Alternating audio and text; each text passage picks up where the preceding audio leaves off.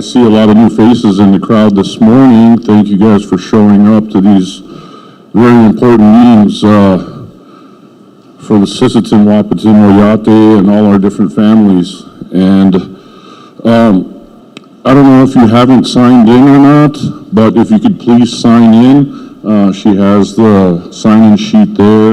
And then if you haven't picked up a presentation, we're going to be starting the meeting on page 9 and 10, and I'll explain a little bit of that before we get going. There's plenty of food and coffee back there. If you haven't looked at the agenda yet either, please take a look at that. We will be taking a break here in about an hour, but as usual, customary, we usually start our meeting with a Rochikie. I've asked Mr. Birch here to say the Rochikie for ourselves and our tribe and our family. Omitaki ape, uiskash kameda, situ charge mitaki, Rick Birch maki ape, na Rochiki de wakari de, iwachi maya kike. Iske owache wake, wawokia, yumak piawa. Ay, otokashi de wakantaka, ay petuke de, ea tancha peke, wasina, wayate wachia peka, kauta hinaji peka. Tokata tu, toketke, ucho chaga okia na, ohiloni champikta, ohiloni ampikta. Toket de hampikta echka tokata ku to koru chohan kedena tokata kia yuha yampikta no was tona ka kijapi tona tua usika usubu chakida ho take wasya.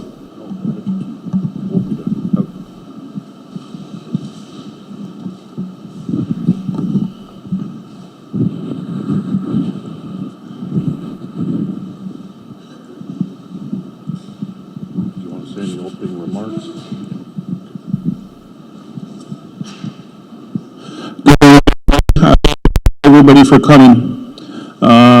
Once again, I know there's the COVID funding that's coming through. I know we want to be the best prepared as we can for our community. So we appreciate the DCA, RPC, council executives for being here.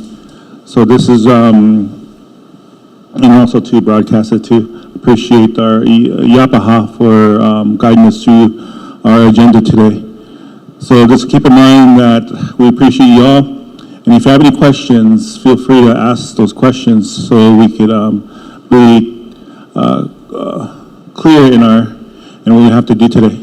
And also too, keep in mind, I appreciate we'll check you back there.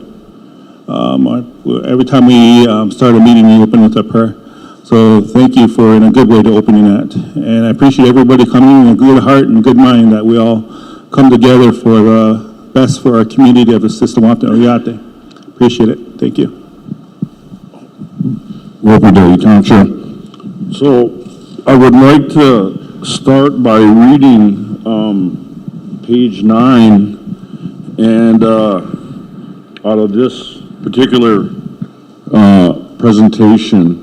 And for those of you that may not have known, we initially did a meeting here in early April to talk about these, the various funding that's coming down from the federal government, really historic funding. I don't call it free money. Some people call it that. I don't. I think the money's owed to us, and it's been long past due. So, but we still have to be conscious and careful on what we do with it and how we plan for it for the coming generations.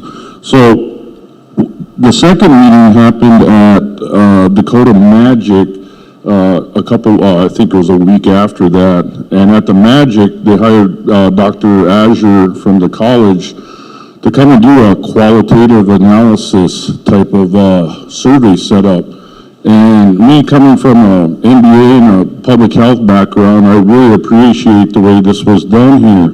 I wasn't at that particular meeting, but I happened to tune in over Tom's webcast. And after I saw the report at our district meeting a couple weeks ago, I was pretty impressed with the turnout of the product here that Dr. Azure helped facilitate. And I know it was also planning, and they had a lot to do with organizing it, of course. But if you look at those top 10 type of items, I think they're pretty obvious, some of them. You know, we see them every day when we're driving around the reservation or when we have our dinner around the table. I think we talk a lot about a lot of these same things that are on this list, but it's always good to have it in black and white. So if you go down the line, water and sewer, SWO needs wastewater treatment facilities for Agency Village and Dakota Connection. That scored the highest out of any of them.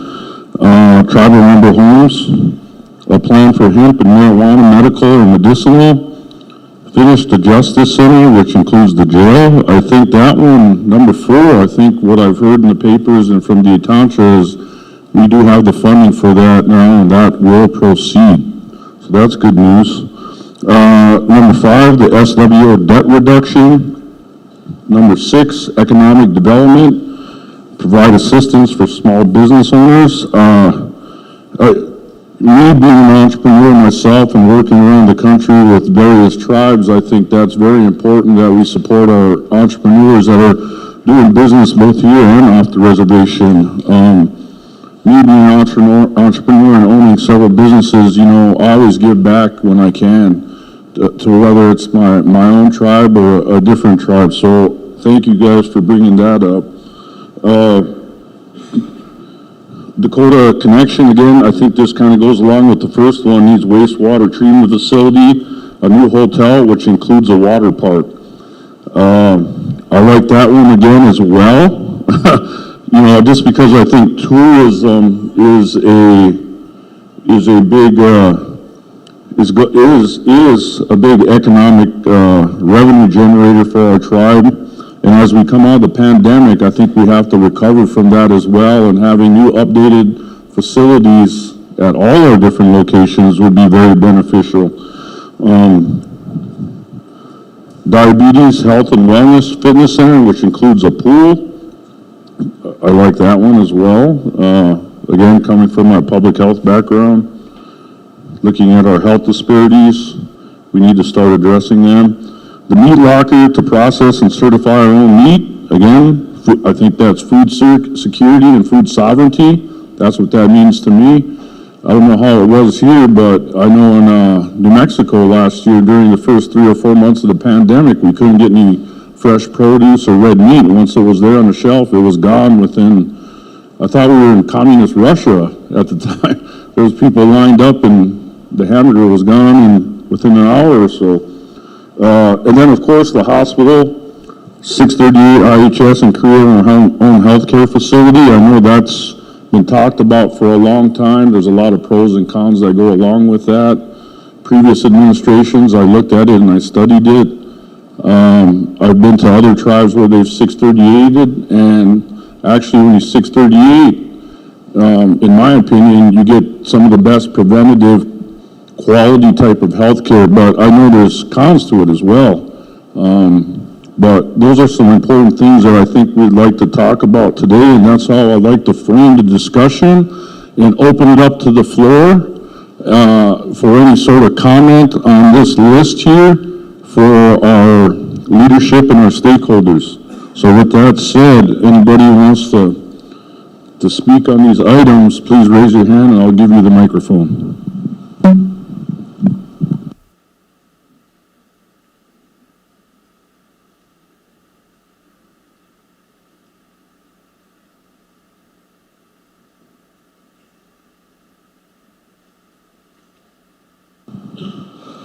Good morning. My name is Gabe Compesca. I'm superintendent for Sioux Tribal School, and looking at this list, I don't see anything for education on a reservation. Our tribe is growing rapidly. The school that I facilitate we've outgrown our building, and we're going to have more children. We have to turn children away, which is unfortunate because we don't have the occupancy for our children in our community to go to school there. So I'd just like to interject that maybe because the pandemic is ending, maybe I foresee our industry, and not only with the money coming from the government, but our own gaming industry prospering in the next several years. And I'm really advocating as part of the school board and our community, our staff and children, that we need to start looking at a facility to accommodate our growing youth. And I really believe that it's possible. We have the resources. I think we need to start collaborating. I would really like to sit down with your planning department, your construction management, and your council and start talking about a project. I proposed a proposal statement to most of the districts, and I think they were heard, and the districts were supportive of that. And I just wanted to interject that it's important that we take care of our children. Education is very important for our children, for their future. And as an Oyate with a strong background in our Dakota culture, it's important that we take care of our children. So I'd like to see, since they got the money for the jail, maybe we can be on the list for a school. And again, I'd just like to collaborate with Matt and his staff, Jared and his staff, Mr. Ray Wilkie. I'd like to talk with him and our school board, and also with our tribal chairman, Mr. Delbert Hopkins. I'd like to work with you and talk with you and the council, all you council people. Do some talking points, do some strategies, and maybe start planning and looking at resources. So keep that in mind. Education is important. And when you look back at your youth, when you were young, and why you are where you are today, you have to learn to read and write. And you have to learn to have life skills, how to function in the society and be productive, and that's important. Thank you. Thank you, Gabe. Yes, I was kind of surprised education didn't rise to the top in that analysis, but very important. We did hear from Dr. Johnson and Dr. Eastman yesterday about some of those particular needs. Also aware that Oahu District, I know it was brought up and I think it was approved. But of course, since I was a young man growing up here on the reservation, I always dreamed of us having our own sports complex, along with, the educational facilities.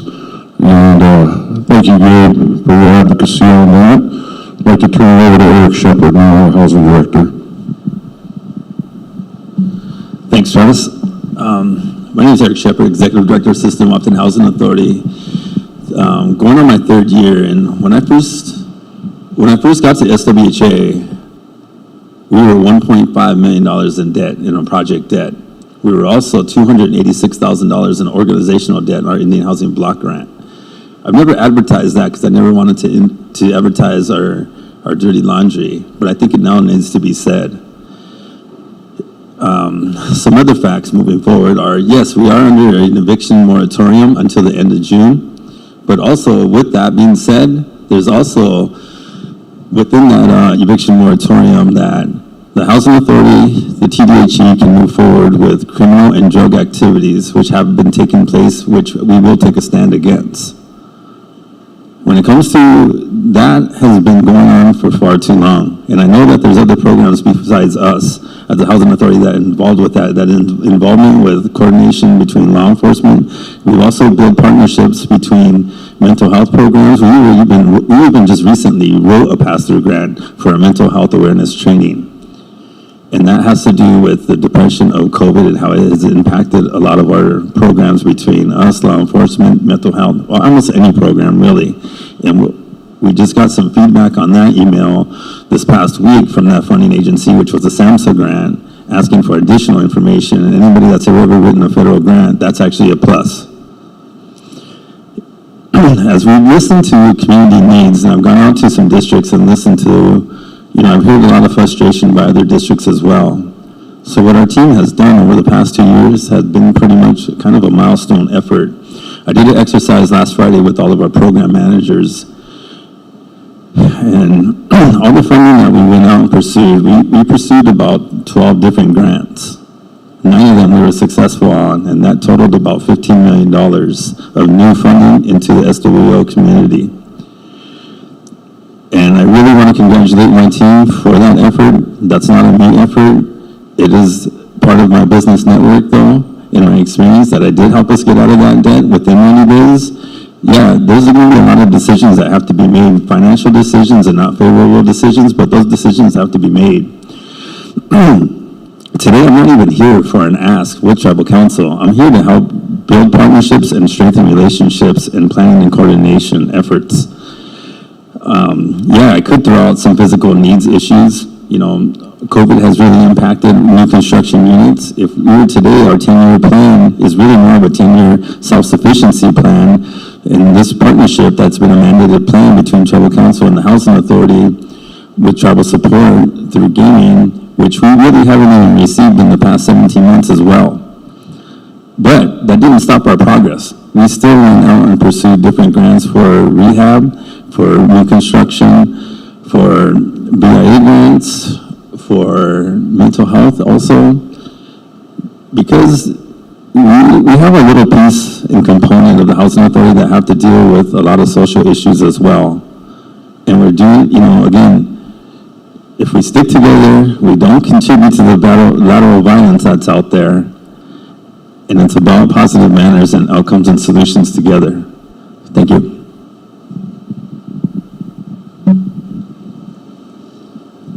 Thank you, Housing Director Shepard.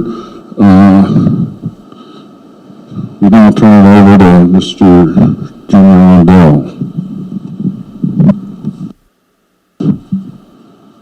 Good morning. Morning, Mr. Chairman and members. I want to jump off on what Gabe said about how the school is growing, and we need a new school or more classrooms. Well, I want to talk about our housing. I think our housing is doing what they can, but we've outgrown that. And I'd like to see a lot of these funds going in so that we can build more houses. And we shouldn't have to be 2 and 3 member or 3 family in a 3-member house. So if we're getting all this money, I think that would be an area we could help, because we're maybe 200 homes behind, maybe even 300. So to me, along with the school, when those guys graduate, they're going to need a place to live. And then we're going to be right back in the same spot that we are in now, where we have 2 and 3 families in a home, 2-bedroom, 3-bedroom. So now we have a new crop of individuals graduating, looking for a place to live. So my concern would be to make more houses so that our members can have a home. In the past, it was always said, well, nobody wants to live in Veblen. But I don't know if those individuals being asked if they wanted a house up there were from Veblen. And the other thing is, we have individuals living up there the same like every other district, 2 and 3 families in a house. So that's what I would like to see with some of this money we're getting, is more homes. And the housing needs more. Maybe they need to hire more individuals to help us build them. Whatever needs to be done, Mr. Chairman.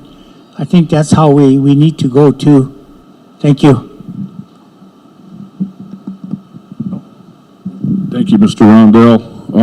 We have Mr. Clef Eberhardt next. I think housing again is going to keep rising to the top in a lot of these discussions, but I'd just like to add, I think workforce development is also a key part of it, and personal financial literacy, I think, would be awesome as well. Thank you. Mr. Cliff. Good morning, everyone. This is Cliff Eberhard. I'm Director of the SWO DOT for the tribe. I did a proposal to tribal council and executives, and I'll just read that off. This proposal is in regards to the deficiencies in the SWO tribal roads program, snow removal and heavy equipment.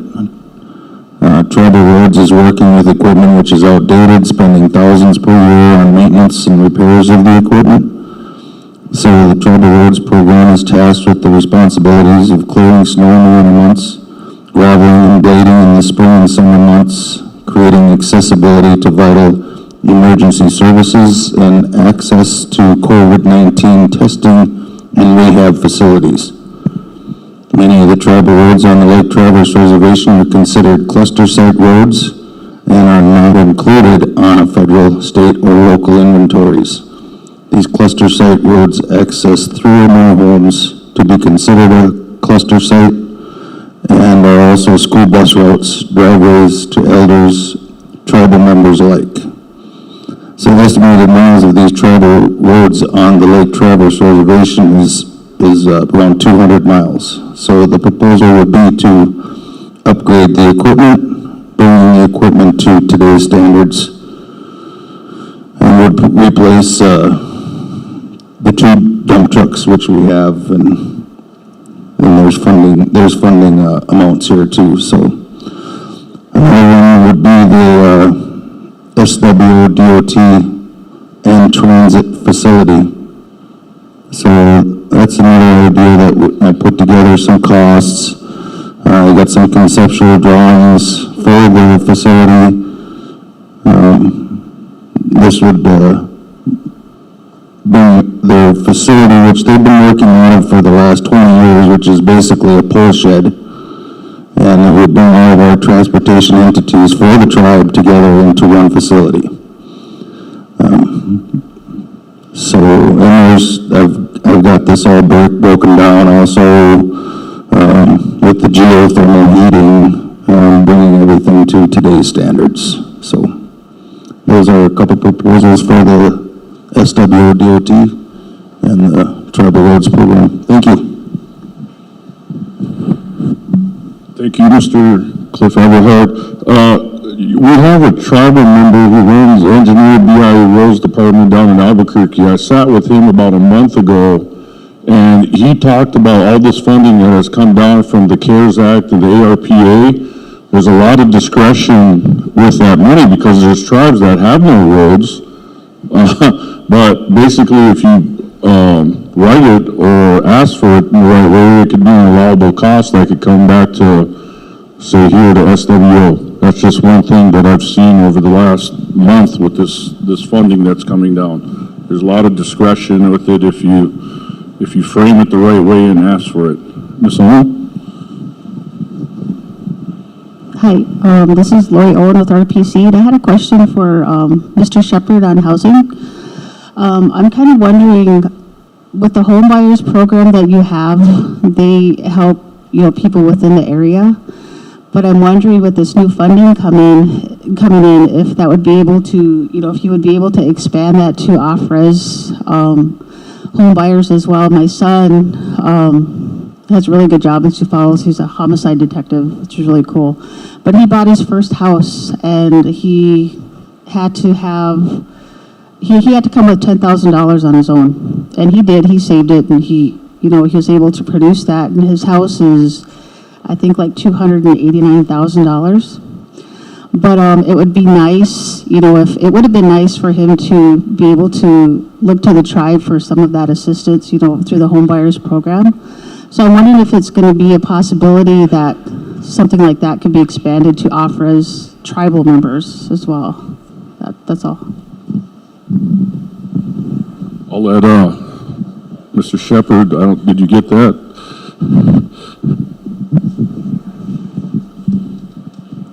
Thank you. you, Lori, for that question. Yes, starting in July, we actually are going to expand. I'm recommending to our Board of Commissioners to approve the expansion of our service area out to 5 different counties. And we're actually, I don't oversee the home buyers program, but we are going to start helping with down payment assistance as well, starting in July for tribal members. Our 184 program, which is a HUD-specific program for tribal members to access Native American home loans. I'm going to recommend also to the Board of Commissioners that we open that up to a tri-state area as well. I have another staffer who's sitting right in front of you, Angie Johnson, who can help with some of those questions as well.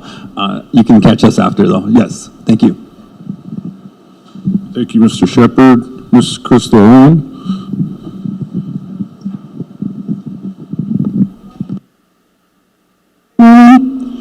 So I have a few, when we think about that question, what's the importance of these funds that, the funds that we're going to expend in the projects that we all have. Everybody's got a project that we want to work on. I just want to mention a little bit about economic development for the small business owners and business opportunities for those who want to develop a business.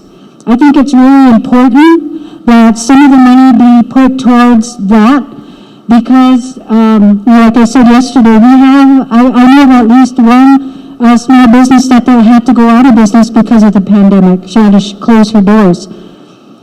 So we need to have that economic development. To me, that's a must. When we talk about recovery in our community, that is very important for our people, the common people, the ones that who are entrepreneurs, the ones who are looking for a business. But we also have to remember that I know how difficult that is because when I worked in planning, we could see, we hand over $10,000 to people and say, here's $10,000, go start your business.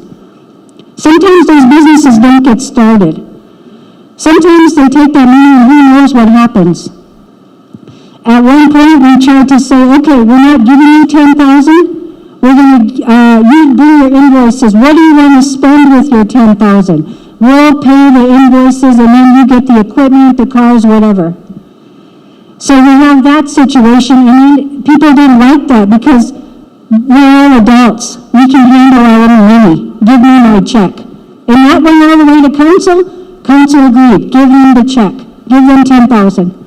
So that's how it was. The last time that I've known, you come in, you fill out your application, you get your business plan, you go to council, council says, okay, give them $10,000. So they get their $10,000. But the thing is there's not that follow-up because planning didn't have money to staff that type of position. For somebody, that's a full-time job for somebody to watch, to keep track of. If I'm a small business owner and you give me $10,000, you're investing in me. So you better be checking up on me. You better come and say, Crystal, what is it you need now? We haven't seen anything about your business. What is it we can help you with? Because we gave you the money. What did you do with it? Here, give us a report. So we lack in the planning process for economic development in our community, which is why we have a lot of our businesses to fail. Because it's easy to get the money without any of those strings attached. So that's one of the things that if we put money towards economic development, we are investing in our people, but we also have to follow through. And we have to design a whole program that the people can rely on, that they have a place to go to ask their questions, to get resources, that we pull all those resources together so we can make that business owner successful in their endeavors. I think that's very important. And even at our district levels, from Enemy Swim, we've tried a business. We're trying again. We're working on a couple business plans. Though if a business fails, we're not linear thinkers. We have to say, why did it fail? And then we go up, we go down, we go up, we go down. We change things that did not work and we try something new until we get it right. And to me, the perfect example of getting it right is our bag factory. How many years The tribe has really helped our Dakota Western. They've struggled in the beginning. People said, shut them down, but they hung with them. And then now they're making a little bit of money. They're putting people to work. So to me, that economic development for those small businesses and those who want to develop a business, I'd like to see some of that money, since it's a priority, to really be put into that so that the people can get the resources that they need to be successful.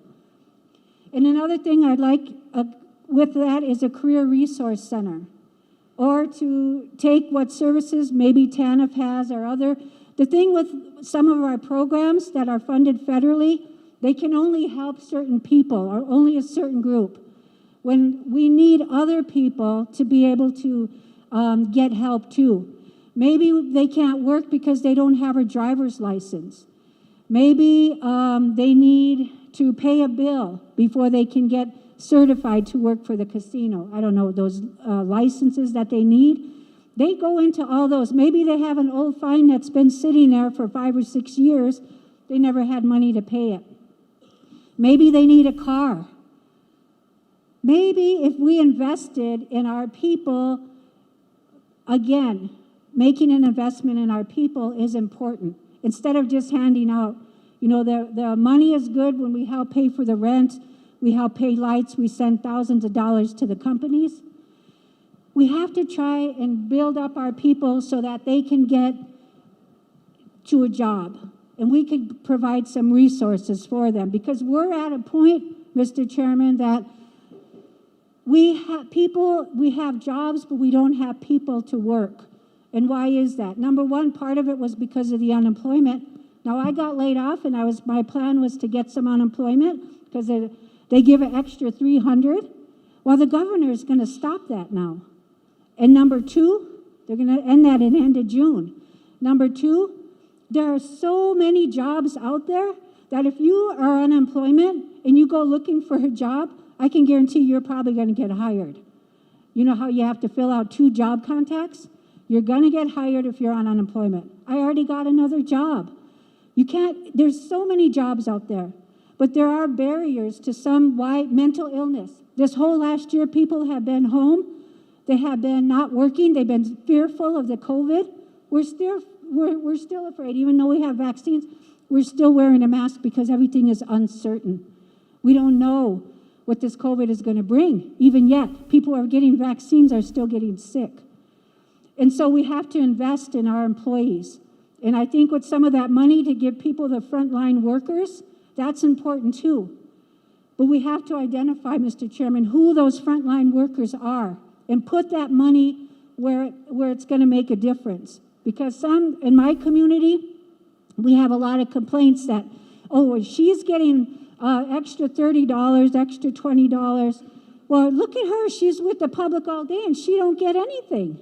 What's the deal here? You know, so we have to be fair.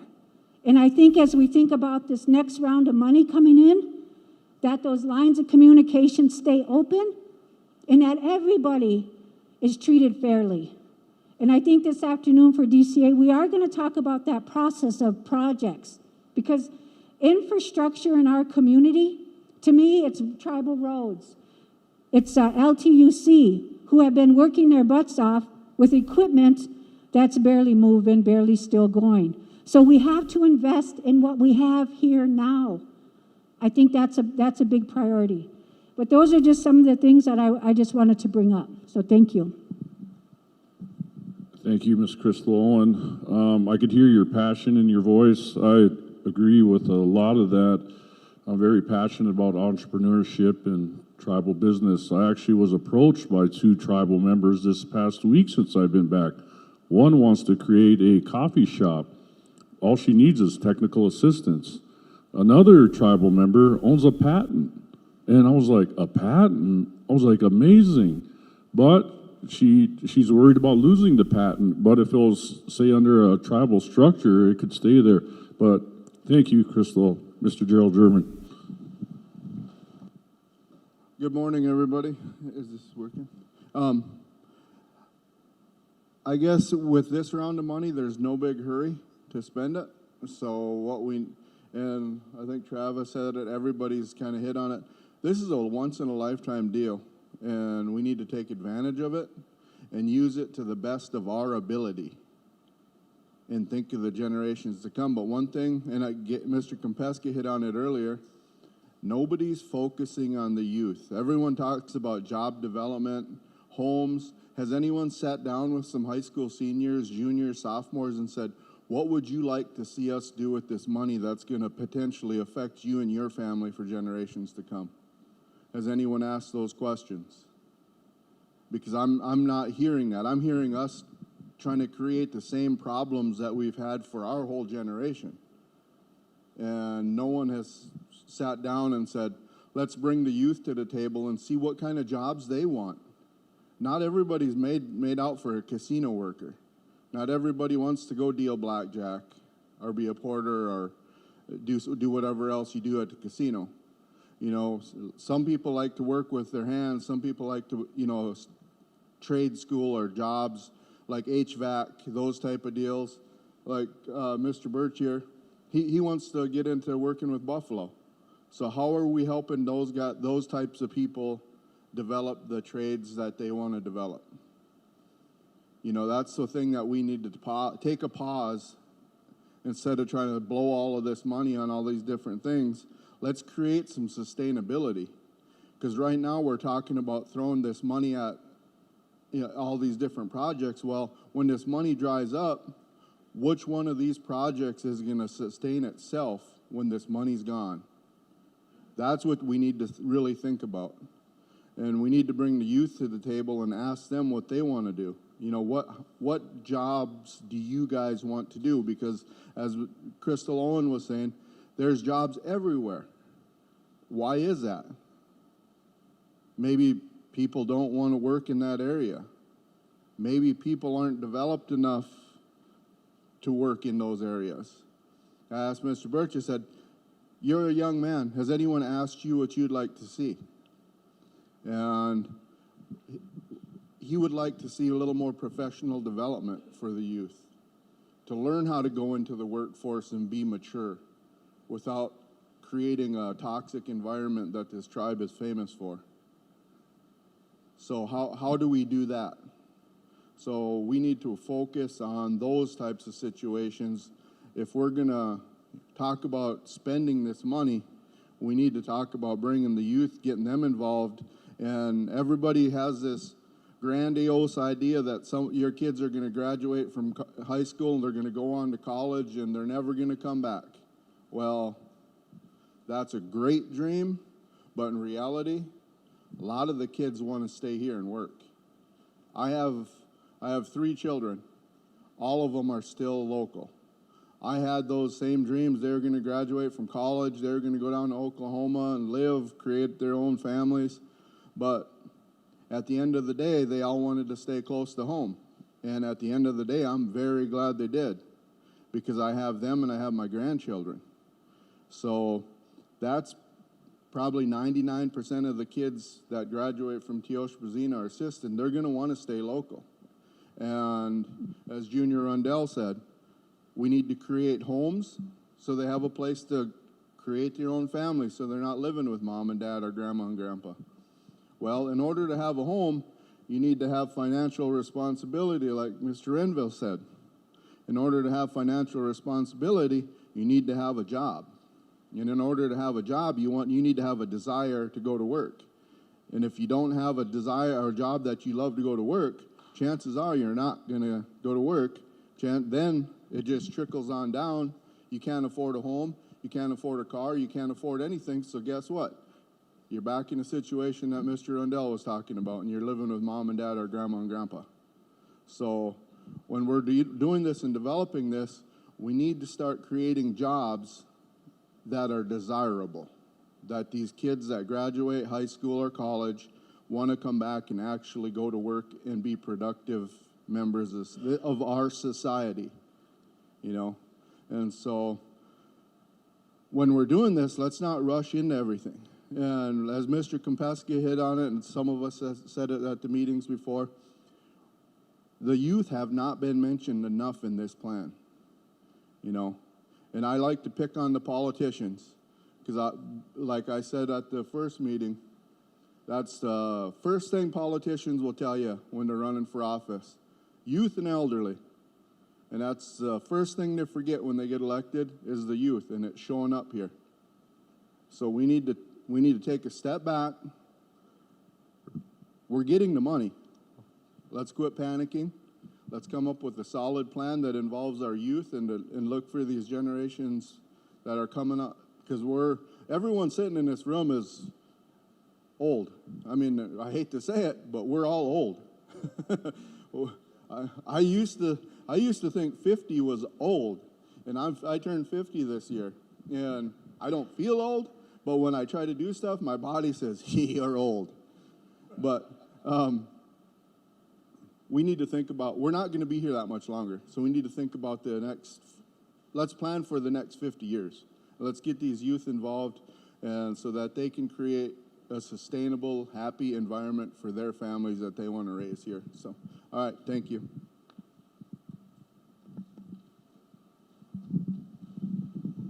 Thank you, Mr. German. I don't know how many times I hit the reset button coming back here and starting over. I'll be 50 this year too, and I'm kind of doing it again, and I just turned 50, hitting the reset button. But yeah, you know, one of the discussions I always had when I was going to school at Johns Hopkins with all these doctors and such, like, why don't you want to come to the reservation and work? Well, you work for IHS, but we're missing a lot of the amenities. We're missing the schools for them to send their kids to, the homes, you know, the shopping type of areas. But I think all those things are very important. Mr. Bird.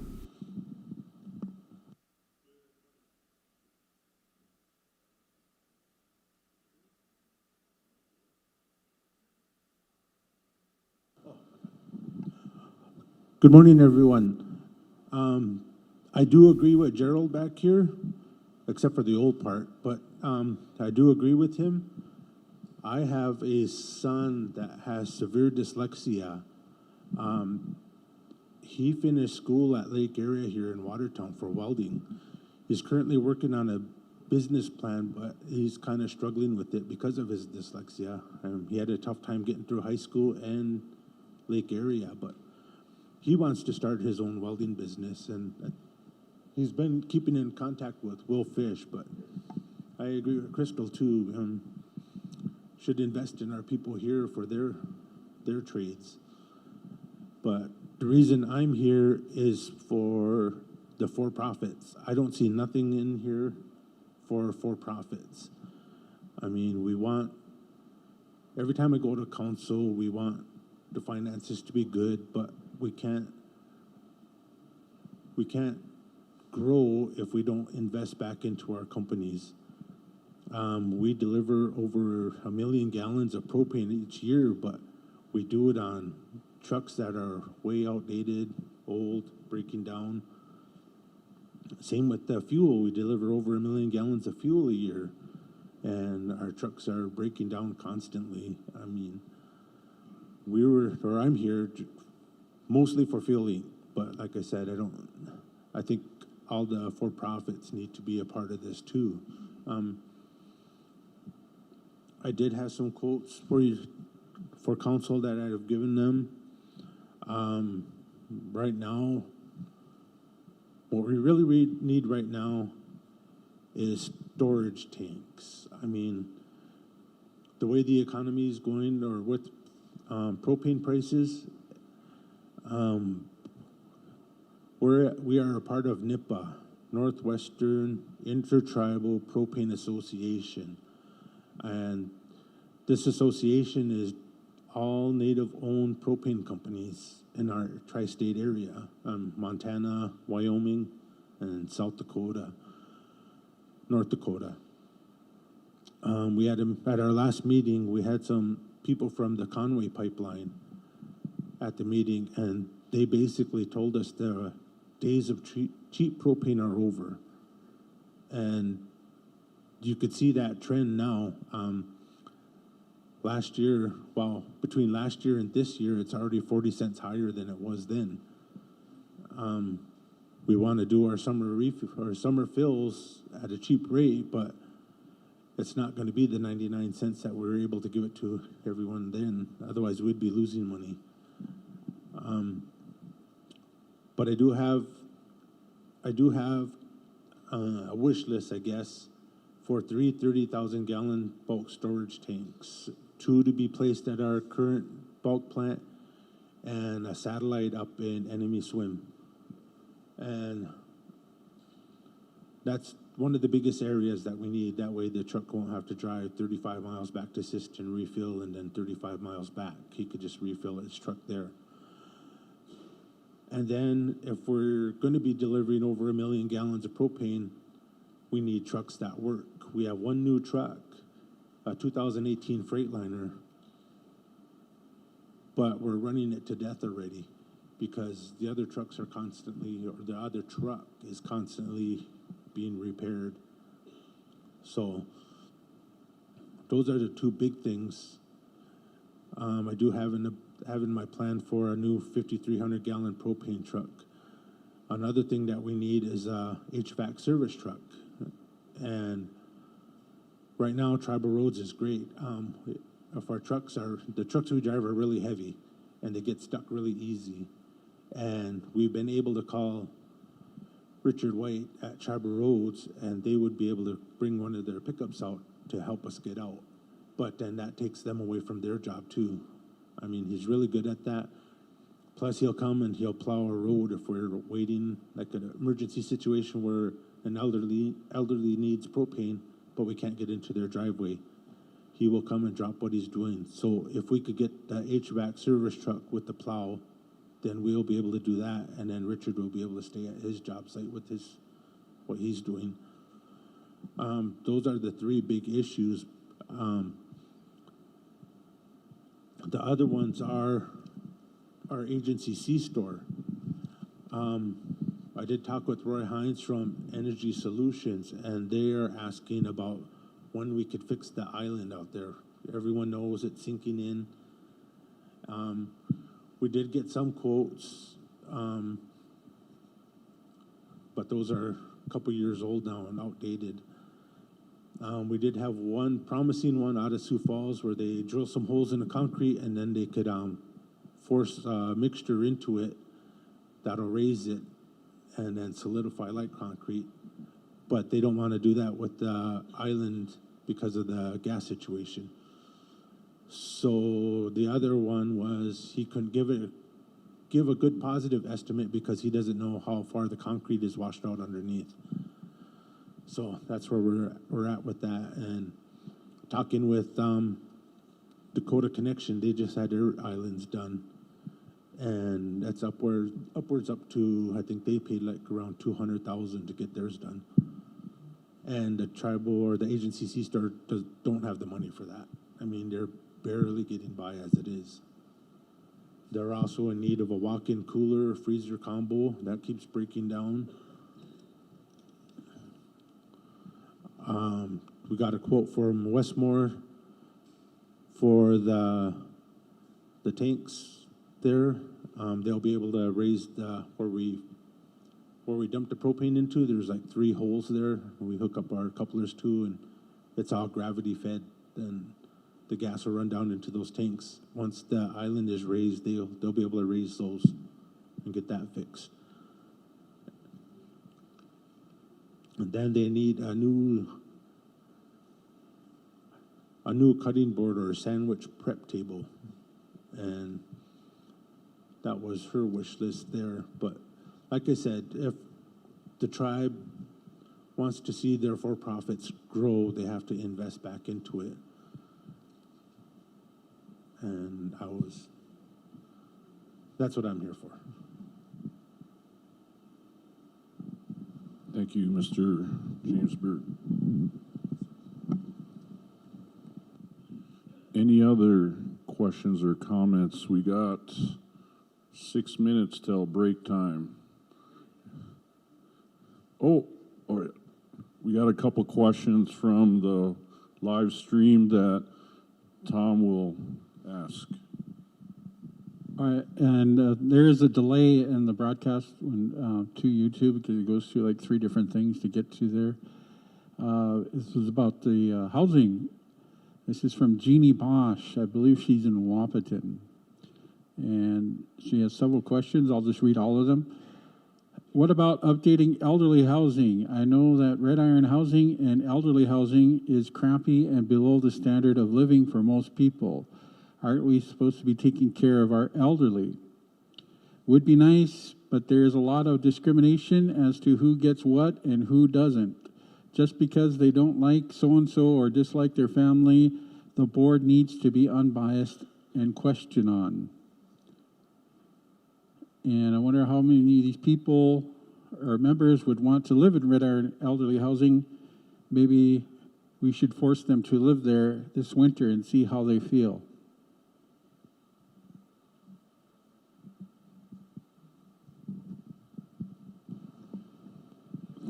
Thank you, Tom. From the live stream, that's technology. Anybody else? 5 minutes.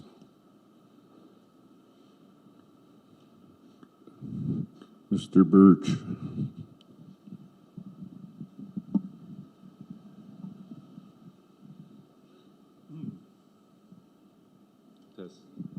Test. Oh, without copy.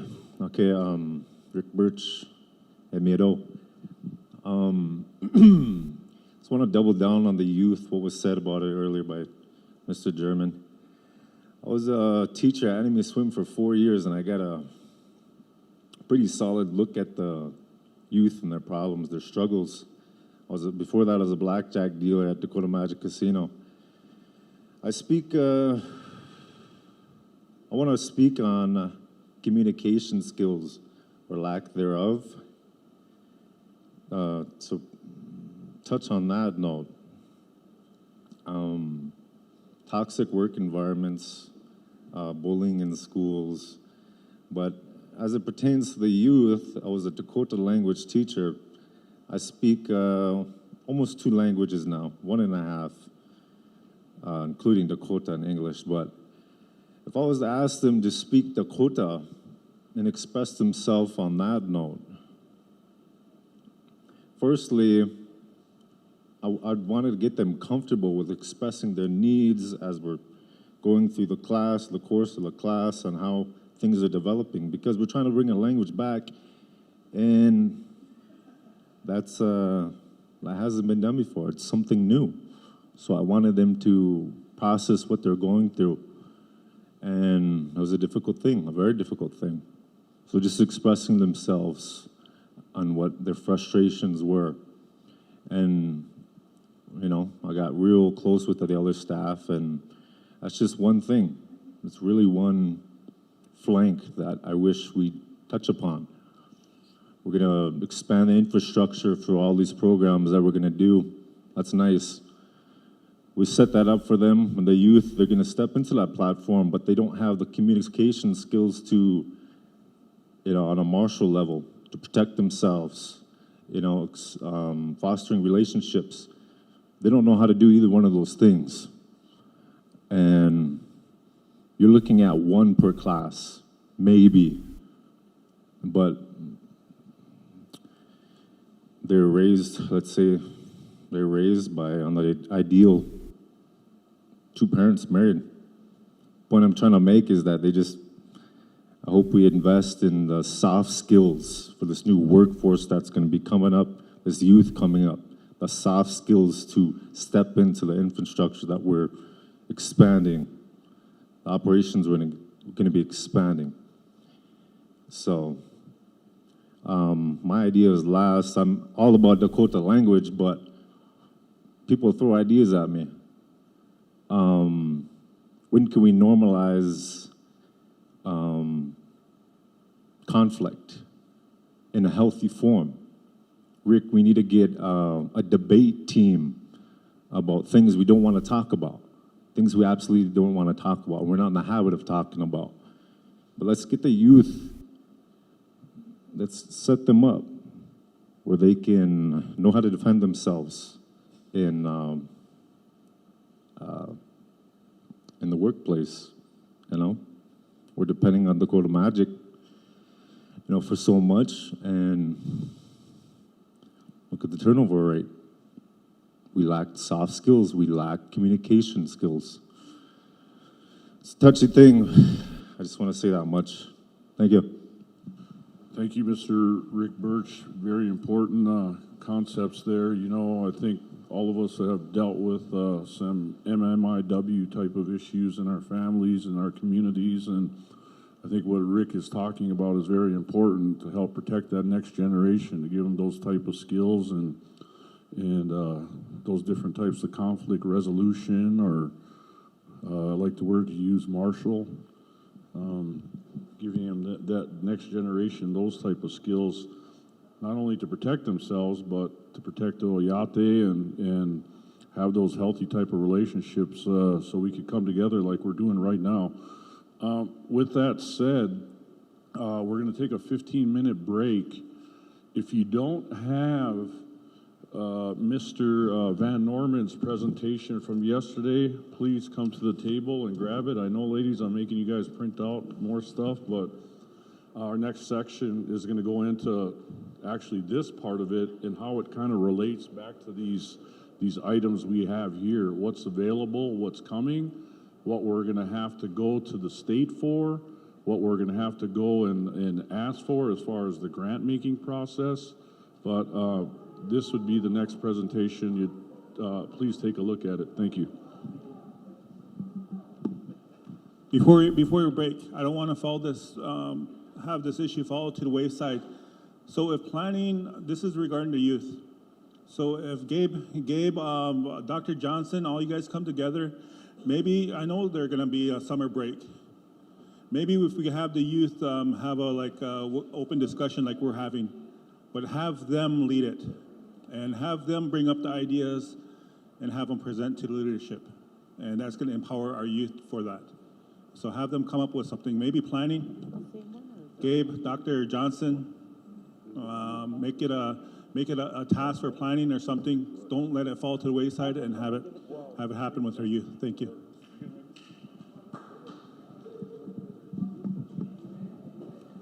Excellent idea. 15-minute break. Van Norman or is that it? Yeah, she's got it right there.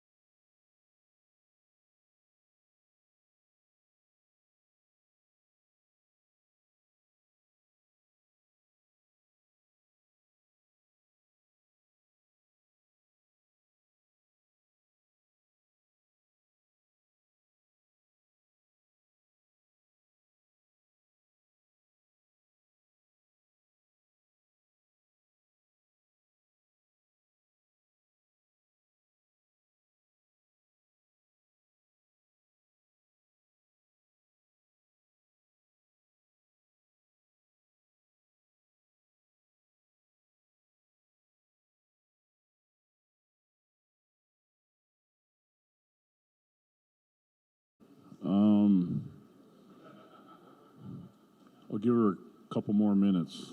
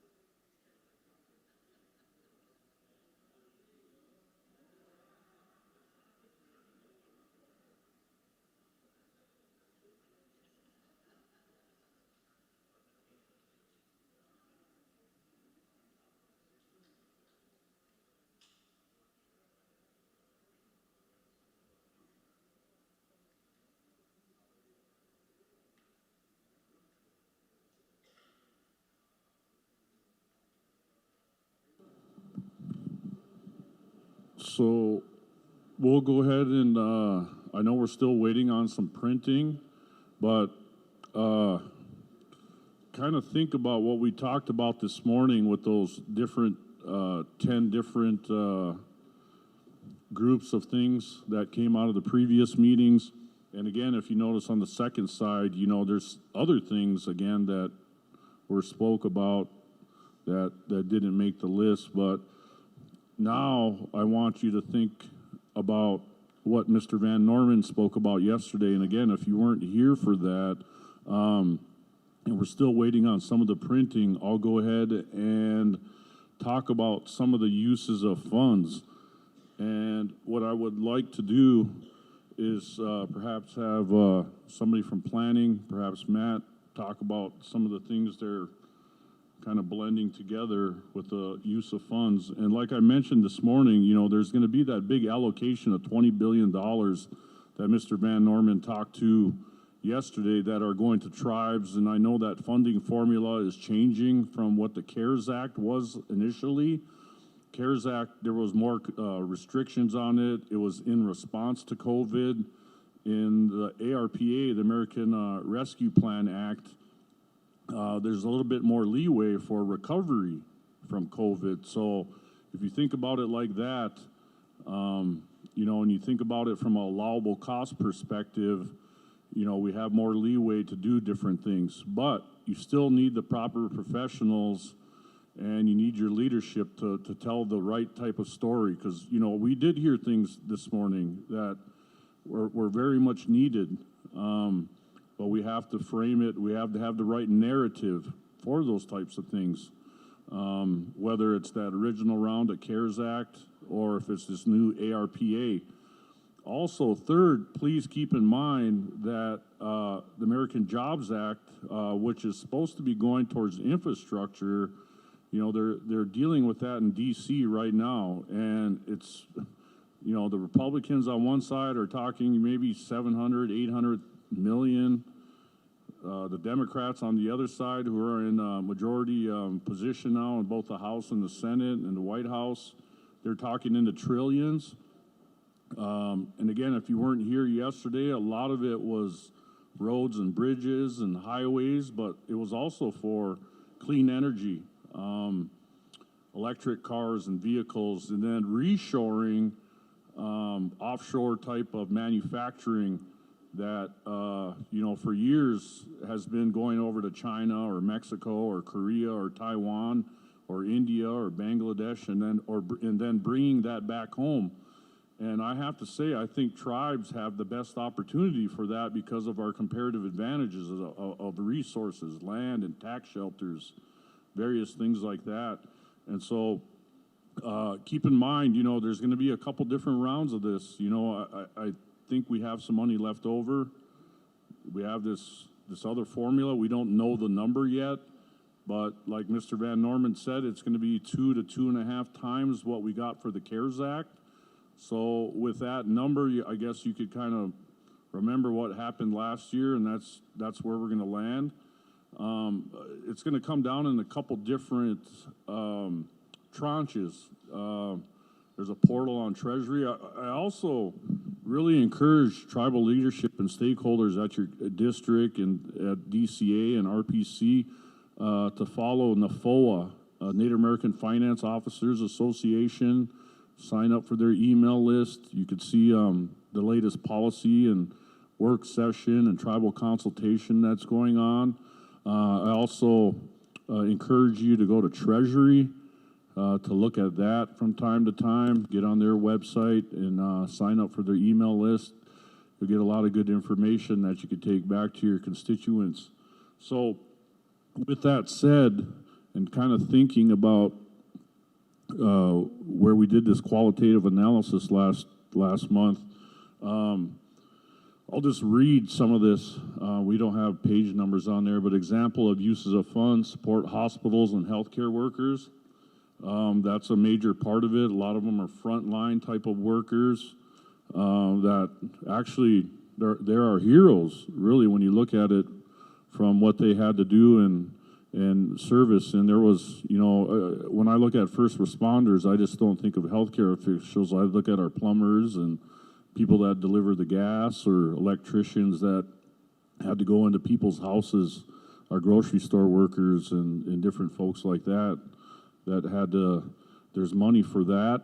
I think those discussions need to happen as well. There's other public health and impact, you know, our tourism, our gaming industry. You know, I think it was a wake-up call, not only for our tribe, but all of Indian country. You know, we tend to put all our eggs in one basket with gaming, but I think, you know, we really have to diversify our tribal portfolio while still supporting that recovery of that industry, but look at those other issues that we've been talking about, like the food sovereignty that's brought up, the education, economic development, different things like that. So, you know, the gaming part, actually there's a way for the gaming. You know, I always think about how do we cut some of these strings from these federal authorities to use for some of our needs. And with this revenue recovery, I think that's a potential way for it to come back down through Section 7 funds. But again, that's a discussion for tribal leadership and other district and other stakeholders here. Other uses of funds, COVID mitigation and prevention, that's still the PPE. Everybody's still wearing masks. I don't think that's going to go away for a while. So we're still going to need the proper ventilation and the cleaning. You know, there's still folks that, you know, we have a lot of health disparities in our Native communities, and just catching a cold or getting the flu could impact us, not just COVID. So I think we have to think about that going forward. I wish there was somebody from our health folks here, but I've had some discussions with Miss Leah Fighton over some of these types of things. The medical expenses, I know there's been some medical expenses that folks have had to endure. I know we've lost some of our friends and relatives.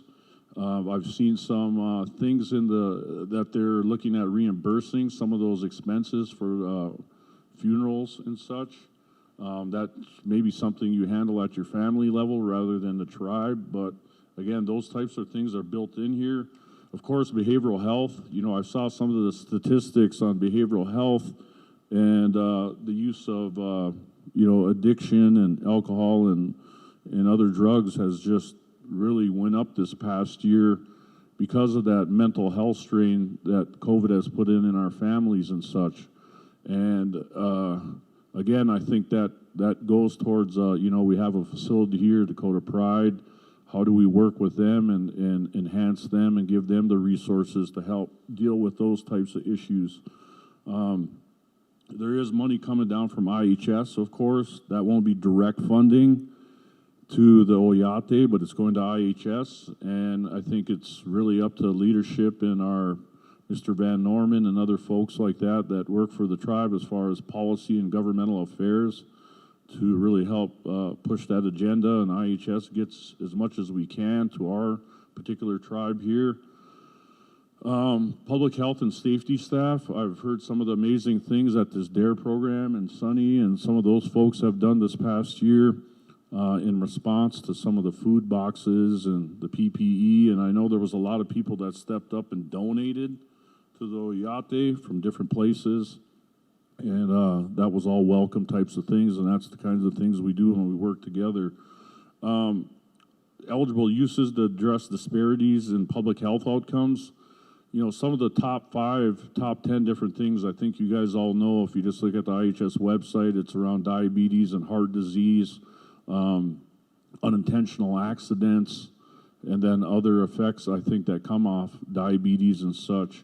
There's going to be money to help battle those types of things. And I think a lot of it, can go back to, you could actually have a brick and mortar facility. I've heard people talk about a field house and a new fitness center with pools and other things like that. But I would really like everybody to keep in mind the educational aspect of it.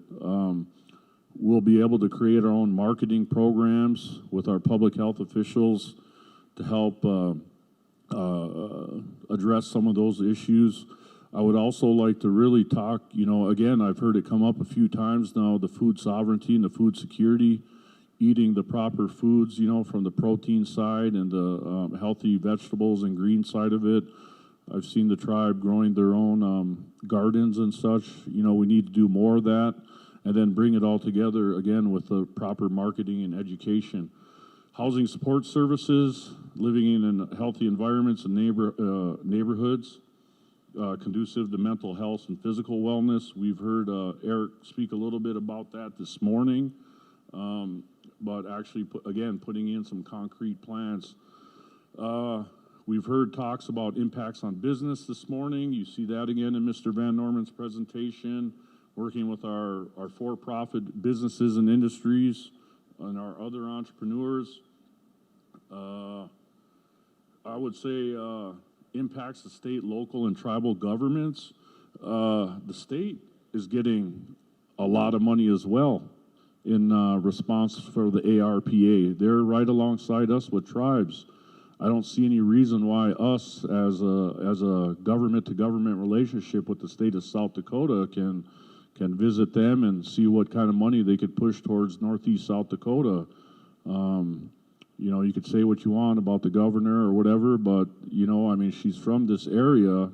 I think tourism would be an amazing type of opportunity for the state to invest in, not only for the state of South Dakota, but for, you know, the Oyate here. I've heard talks about a museum and a visitor center for years, and there's some amazing artifacts that I think that would help drive tourism to our gaming floor.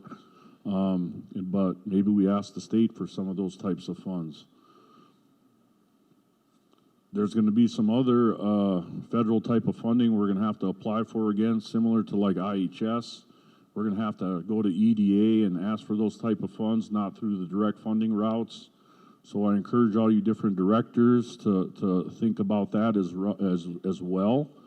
And one of the main issues that has come up with some of that is the technical assistance and the accounting, or perhaps the legal or the CPA work. There's funding in there that's going to be, it's not going to be coming out of the tribal pocket, it's going to be coming out of the federal pocket, because in all honesty, a lot of tribes didn't have those resources in response to COVID-19.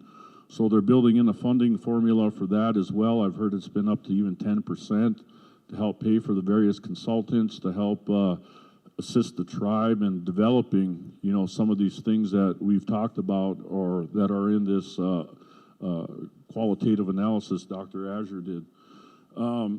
It does say assistance to households in there as well.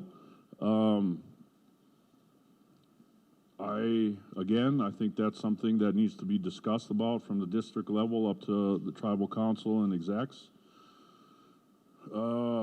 Rehiring, you know, I think there's going to be a big stress on HR. We're hearing that there's a lot of jobs out there, but again, you know, people may not know about it. It could be a potential HR issue as far as marketing. It could be a workforce development or a training type of issue. I don't know, but you know, putting people back to work is going to be important. I think, you know, those unemployment benefits aren't going to last forever. I've been seeing stories, the moratoriums on the Washechus and other communities in the country. They're starting to get pushed out of their homes because the moratoriums on evictions is going away, different things like that. So I think we have to think about that. Aid to impacted industries. All our for-profit, we heard Mr. Bird today talk about some of his needs. What about Dakota Western? You know, do they have any needs? Is there, you know, potential issues that they're having? What happened, what you guys have saw, what we've witnessed the last couple of years is this supply chain breakdown in all various industries. One of the things I heard from some folks that were looking for the pellets, plastic pellets, there was no plastic pellets. China was buying up the whole market, and I don't know if that has affected Dakota Western, but those are the type of things that happen, supply chain breakdown, different things like that. So we have to look at it from a local level, but we also have to look at it from a macroeconomic and a globalization perspective as well, if we're going to take this thing to the next generations for our Oyate. Addressing the educational health, disparities, of course.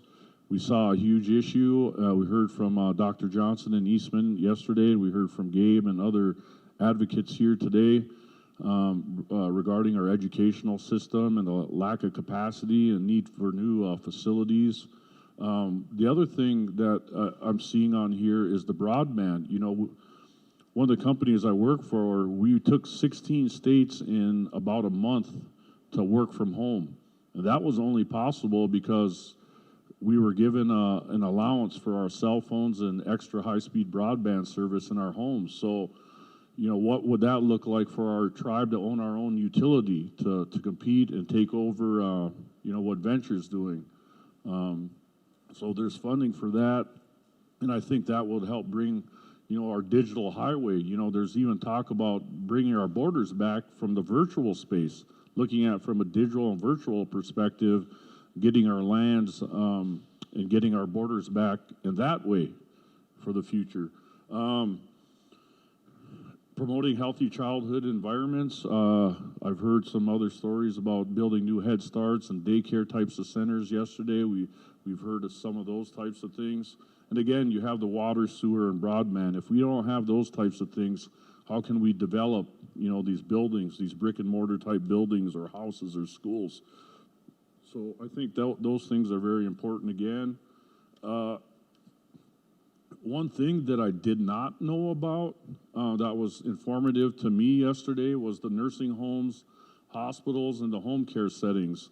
I didn't know they were putting stuff in there for nursing homes or assisted living. If we look at our local community here, I mean, where do our elders go? They, go to Tecawitha, Wilmot, or Wheaton, or Browns Valley. I mean, how long have those places been around?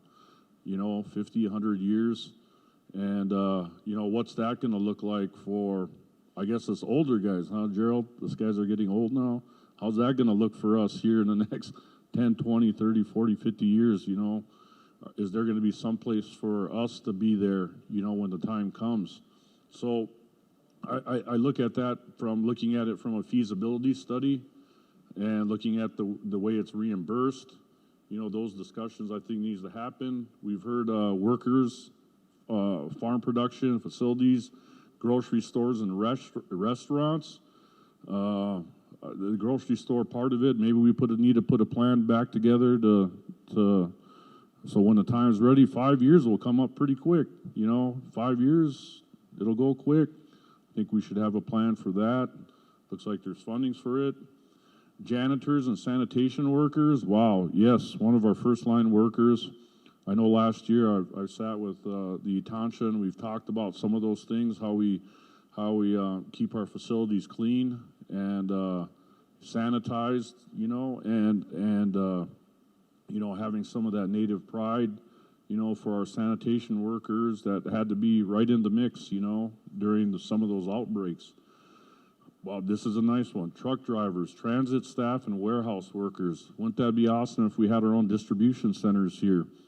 Bringing in various goods and services, having vertical integration where we sell our own products back to our own businesses and do government contracting. We live, in South Dakota, GDP and favorable state for taxes and such. We live on one of the main corridors here from the north back into the state. Yeah, that would be awesome to have our own. I know there's some tribal members that drive truck that have come to me and asked about helping with technical assistance and developing that in the past. It'd be wonderful if we had our own distribution centers for food and different goods. Again, it goes back to public health and safety, the child care workers, educators, caregivers. There was a slide yesterday we saw on caregivers. What is that going to look like? I think we need some of the ladies and the single fathers to come together and talk about that. What would a caregiver type of program look like coming here? And somebody brought up a good point with school getting out here these last couple days, maybe the times to start doing some of that stuff. Again, I go back to the infrastructure. I think, again, that's the biggest part, the critical role in clean water and the collection of wastewater, the recycling of water if needed. Again, the broadband reaches so many different things, individual homes, schools, and healthcare. One of the issues that we have, I know, in Indian Health, not only here but across the country, is to access to quality specialists rather than driving to Fargo or Mayo Clinic, whatever. There's technology out there to do telehealth with some of the workers we have right here and get the right type of specialist. All that is possible if you have the broadband network there. So, one of the main things of it, the interim rule thus permits funds to be used to cover costs incurred beginning on March 3rd, 2021. So that's for the ARPA. That's for the ARPA. And it says the award terms, the period of performance will run until December 31st, 2026. So we do have some time, but as we all know, COVID could still be an issue or something else. So I think diligence and hard work will get us there. I will now open up the floor for any sort of questions or comments. And we have 59 minutes to address some of these things, these issues.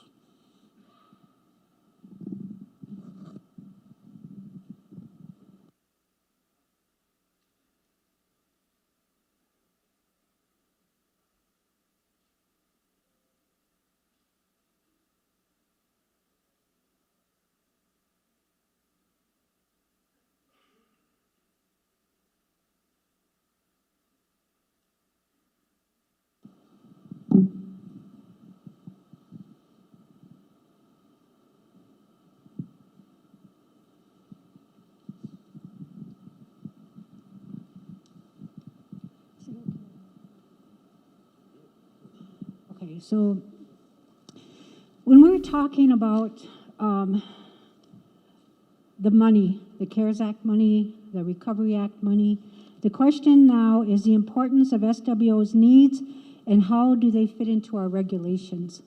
Sometimes when we're talking about our own regulations, before we move forward, we have to take a look back. So for about 10 minutes, if I could just please ask for your time, and if two people can help me, I need some of your input. Because the biggest thing when we talk about our proposals, our projects, where we come from, the biggest part of it is evaluation. And I've been trained in just a short evaluation. It's called a plus and a minus.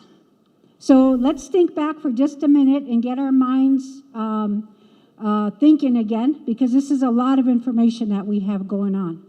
So we're going to talk a little bit about evaluating the last year's money. The 24 million, was it 24 million?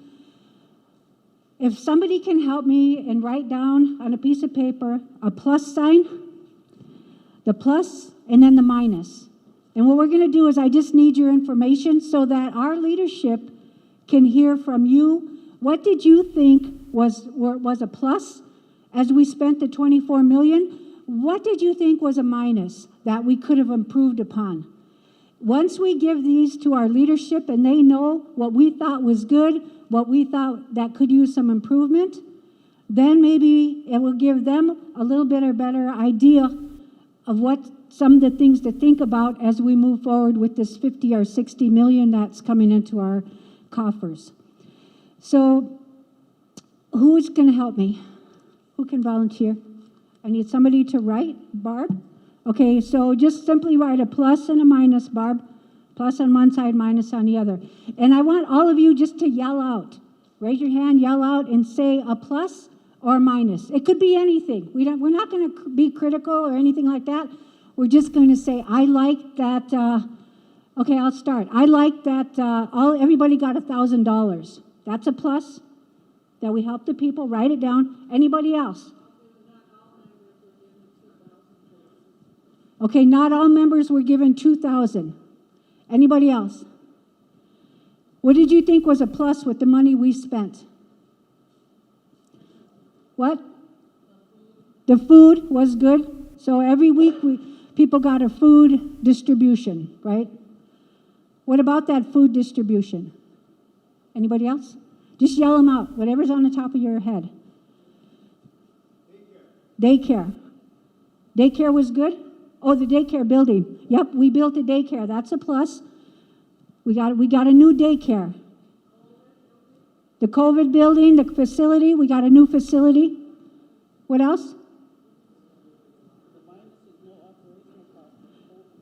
A minus was there is no operational cost for the COVID building. No operational cost. What else? Anybody else? Pluses, minuses of 24 million that we spent. You got something? No input from the community. That's a minus. So there was no input from community. Anybody else? It's okay, just say whatever. Everybody did not know about the COVID money. That's a minus. Everybody was not aware of the COVID money. Anybody else? Plus, minus? Jerry? It created jobs. That's a plus. It created jobs. What else? It helped students with the Wi-Fi services. Family got free Wi-Fi so they could do home learning. Anything else? No help for off-reservation? Not that much help with off-reservation. That was a minus. The off-reservation got less than the on-reservation. Anybody else? Plus or minus? What was good? Anybody over here? Good or bad? Comments?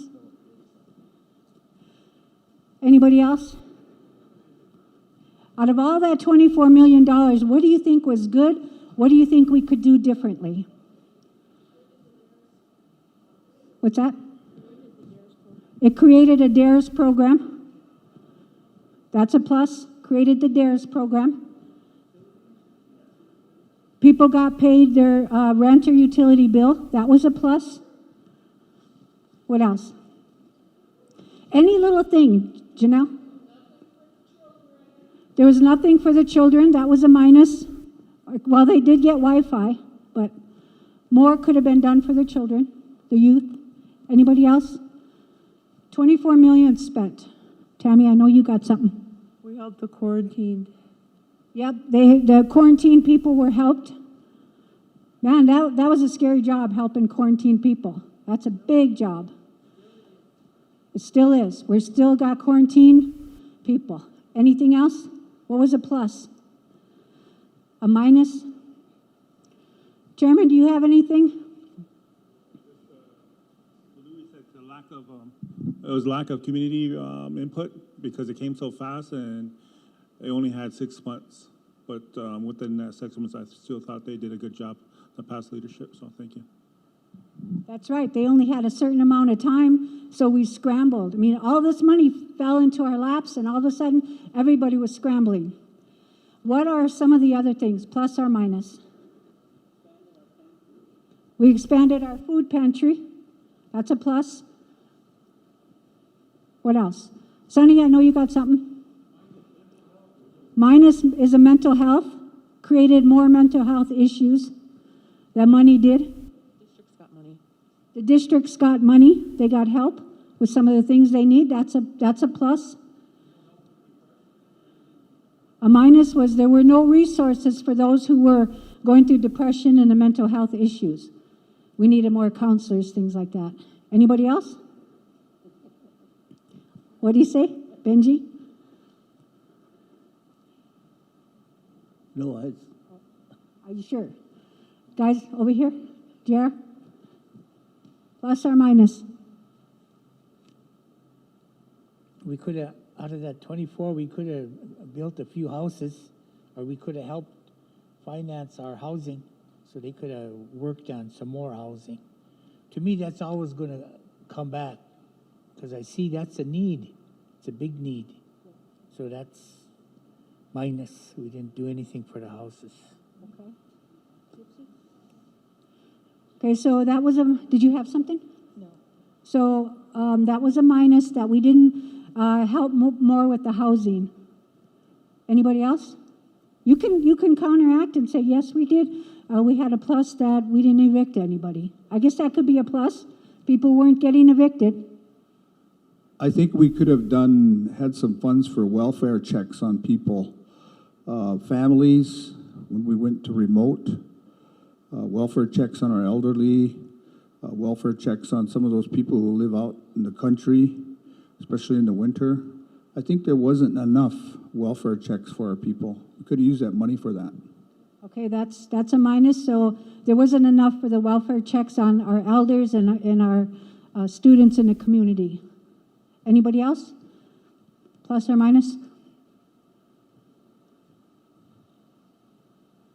I know we all seem to think that everybody on the reservation owns a cell phone, but that's not true. We had a lot of quarantined families that had no phone service whatsoever, and in order to contact us, you know, sometimes they get on Facebook Messenger and put it on our private message service. But I don't know, we just need to see if we can do something about that, because not everybody has phone service. Okay, so that's a minus. Not everybody has phone service or access to a phone even. Did you have anything, Will? No. Cliff, I know you do. No, How about you guys back here? Plus, minus? I know you're in deep discussion. I guess I just have to go and agree with what the chairman says, is that one of the minuses was that it was a short time period. So going forward, I do appreciate that Congress gave us extended a lot of time so that we can do this slowly and the right way. Okay. No. Good. Okay, anybody else? Plus, minus? What were you happy about when that money came through? What made you feel the best? Did you feel really good about one thing? Janelle? Our rent was knocked down. Okay, the rent amount was knocked down. That was a plus. Anything else? When you heard that the tribe was getting $24 million, well, how'd you guys feel? Shocked? Anybody else? Plus or minus? Sonny? One of the minus things was that a lot of people didn't understand the language inside the bill. There was a lot of stipulations that came with it, and it was pretty stringent compared to the next funding coming. So it was basically the information to the public. I mean, we spent a lot of hours and a lot of consulting in order to figure out to make sure that it was an allowable cost and not disallowable.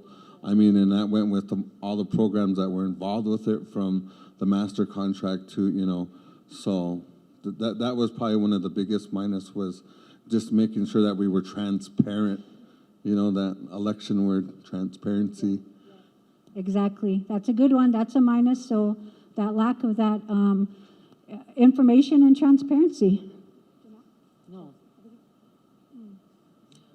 I think a bad thing was it emphasized the importance of having our emergency plan in place. I know we have, when we have the ice storms and blizzards and stuff, but this pandemic was a whole new thing that we need to make sure we can plan for next time, because I'm sure there'll be another pandemic in the future. So that's a minus, that we weren't prepared for our emergencies, such as the pandemic. We're an autonomous organization, the Housing Authority. We didn't really get a piece of the 24 million. We had our own funds that was provided by the federal government, but with that, there was no regulations that came with that. So that was a risk in itself. So I don't know how you see that, if that's a plus or a con, but to me, it was a negative. A minus, okay. Anybody else? That's a good one. What else? Anybody? Just shoot it out there. TZ didn't get to play in a state tournament. Oh, Big yeah, minus, that was a big heartbreak minus. for me. TZ didn't get to play in that state tournament. When the COVID money came, that $1,000 that came to the on-reservation members, not all of the on-reservation membership got it, because a lot of families live together. There was only one person in that household that got it, so there were other household members that were left out. Okay, that's a good one. Thank you for that. Anybody else? Okay. The hazard pay was good. Some people received it, but there wasn't enough hazard pay for the casino employees. Okay, so there's a plus and a minus. This is a minus. We lost a lot of speakers this last year, more than normal, and we should have thrown money at the language program to get some more recordings done. Yep, that's a minus.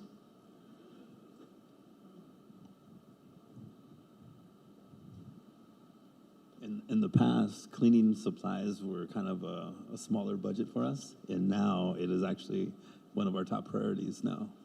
So that's a plus. So we've got more money for cleaning supplies and helping attendants have access to those.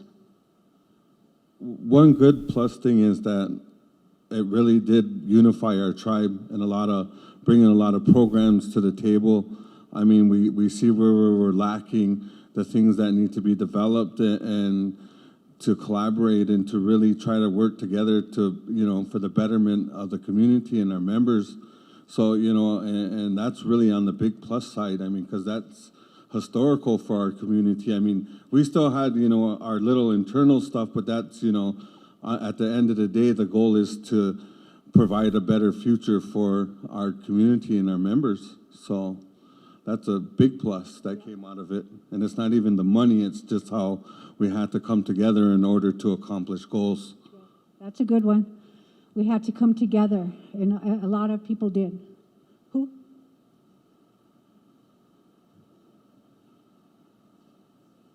The pandemic natural disaster policy was drafted and approved. That's a plus. We now have a pandemic policy that is drafted and approved. Anybody else come to mind? Lori? Just really quick, the college was overlooked. Overlooked? Yeah. It's a minus that the college was overlooked. Anything else? Pluses and minuses. I think one of the negatives is that we didn't bring in additional finance staff to help manage this money. It just all kind of got dropped on everybody that was working, so, yeah.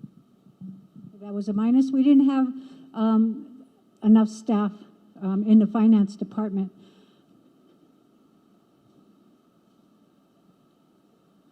A big plus, although there wasn't funding for it yet, but we started a food sovereignty project.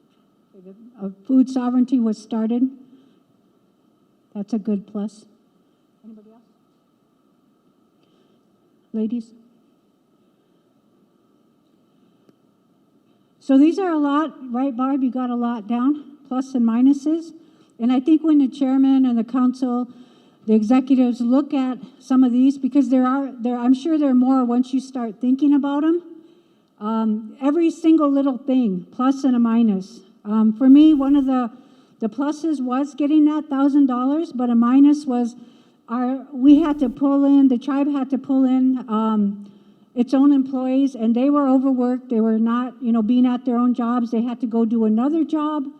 There was hundreds. I volunteered one day. There was hundreds of people calling. And I went in and I said, well, okay, I can volunteer. What do you want me to do? Answer phones.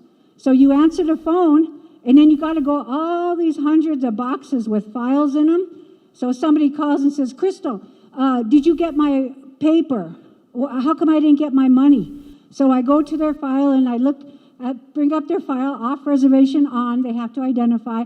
I bring up their file, I look through it, and I say, oh, well, you're missing a signature. You're missing initial, because they had to initial each and every line.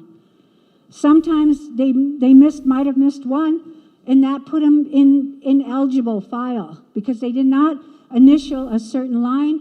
That threw them off key. So, I don't know, maybe this next time we could say, you agree to all these, sign and check this box, or maybe one box instead of all of them. But that was a Steve Gunn thing. That was part of that process. Maybe teaching our people how to, giving them more. Maybe have more people to answer the phone, just to answer questions. Get more people in that office. If they do, Chairman, if they do give out more money, they need more staff to go in there and actually be able to handle that huge job. So when somebody calls, they get an answer, and number one, that phone is answered when it rings. That was huge, because that created a lot of frustrations for everybody that was helping. Jenny, she was writing checks as fast as they can come out, and there is problems to that. That they needed more help too in that office as far as writing some of those checks. People have the same name, things are like that. So that was a lot, and so I just wanted to kind of give you, let you think about an idea of how this money changed us, and it changed each and every one of us. Now we're going to be looking towards some new changes. We have a lot to look forward to, but I think we have to trust a little bit in each other, a little bit more, because change is coming, and change is never easy, right? For any of us, we don't really adapt to change very well in our work environments, in our home, in our family, even in our own lives when we want to try to change something about ourselves. Maybe we want to go on a diet or something like that. It's never easy. Try to stop smoking, whatever it is. So I'm just going to thank you for letting me have the mic just to think about these things. Maybe Barb can get them typed up and maybe give them to the executives so they have a reminder about what was positive and what was negative. Because anytime we do any projects, that's one of the main things is to evaluate. So you can take that paper when they're trying to make their decision. They could take these pluses and minuses and say, hey, that was a minus, so we need to really, maybe we do need to put some money away to hire and advertise for more help to come on in. We need to train them so they know how to answer a phone. You think it's easy answering a phone? It's not. You get yelled at, you get all these things. So even training as far as answering a phone, how to get information, how to have resources. Make sure there's a big, giant, maybe two or three printers, 2 or 3 fax machines, numbers, because those papers were coming in faster than anything. So just one note on change, if you guys would just bear with me for a minute, and if everybody could take your hands, put your 2 hands out, and then fold your hands together. Fold your hands together. Everybody, just fold your hands together how you normally fold your hands, right? Okay, look at it. You're folding it. Now we're going to let go, and we're going to shake our hands. Shake it around. Give it a little shake. Now, when you're done, I want you to fold your hands again, but put your thumb on the opposite. So if you had your right thumb on the top, put your left thumb on the top when you refold your hands. So do the opposite with your thumb. Now, how does that feel? How does that feel? It feels it's kind of odd, isn't it? It's like, this is not right. This is not how I fold my hands. This is weird. This is the right way. This is the way I do it. This is the way I like it. But if you keep on doing it, if you put that other thumb on top for a bit, it starts to feel normal. So that's one of the things about change. If we do it, it's going to start to feel normal. And I just want us to all remember that our executives have a huge responsibility with this money. As DCA, as RPC, wherever for your families, we all have this responsibility. We all want to fight and say, this is what we want. But remember, change is coming, and we just all have to kind of be respectful and try to go with the flow. And we're putting our faith in our Itancha and our executives and our council that they're going to make these right decisions. So thank you. Well, we did Crystal for that exercise. That was really nice of you to come up with that and very informative. It's a good way for us to come together and have constructive criticism and look at some of the things that are working and not working. I guess I could have commented a few of things, as far as constructive criticism that I not only heard about, but I saw at different tribes. And again, some of it was towards the supply chains being broken for like PPE. I think we have to looking at it, if you look at our agenda item, how we need the importance of SWO's needs and how they fit into our regulation. That's what we're talking about now. And perhaps we need some sort of emergency type of response to, our supply chain and our procurement. I don't know if that's been discussed yet, but I think that would be very important. I saw that happen all over Indian country. And then the same with, the HR part of it as well, getting the proper professionals in here to help with those issues that happened at on the pandemic side. Again, not only here, but all over the country. So again, thank you, Crystal, for that exercise. Is there any other comments on how we could fix you know, what kind of this exercise we've just done and how we could fix it from a regulatory perspective. Does anybody have any comments or suggestions? You know, I could go on and talk about some of this stuff, but those were my first three as far as the procurement part, supply chain being broken.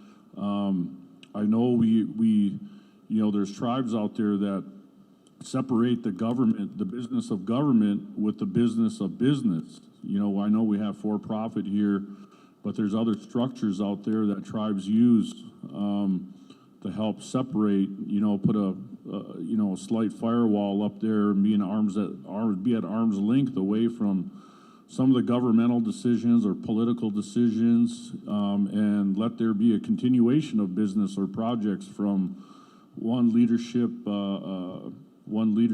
administration after another. So does anybody out there have any questions or comments, I guess, from a regulatory perspective on how we could help streamline or smooth or address some of these issues that we've had, both positive and negative? And I'll open it up for comment right now.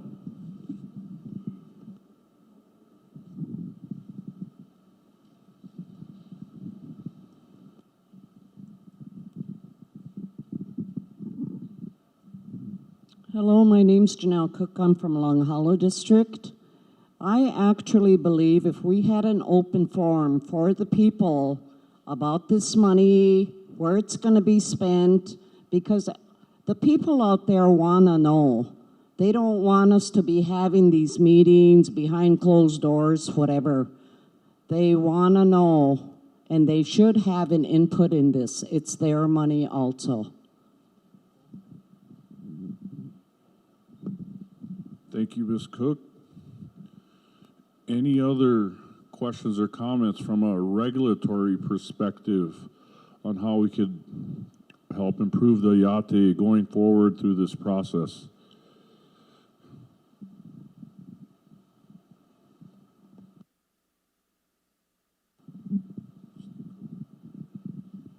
I would like to see a repeal of the motion that forbids reimbursement for using personal funds or personal credit cards. Sometimes when we need things, we need them right now. We can't wait through the procurement and supply process. We just need them right now. And so if we pay out of our pocket, you know, we know that we're not getting reimbursed because it's forbid. But I'd like to see at least a process to go through that. I mean, you can get it pre-approved before you purchase or whatever, but just to say sorry, you know, that doesn't, you know, it's not the way we should be working. It takes a long time to get supplies, and sometimes we have to have things right away. Thank you, Ms. Dakota. It's pretty common. I've seen it all around the country. There was a lot of nefarious things going on out there with suppliers as well, expired type of masks and counterfeit types of masks, and there was a lot of things going out there. So on one hand, you have to be really diligent, but on the other hand, you have to balance getting the right material to back out there to the people. So that's one regulatory thing that might have to be revisited. Is there anybody else?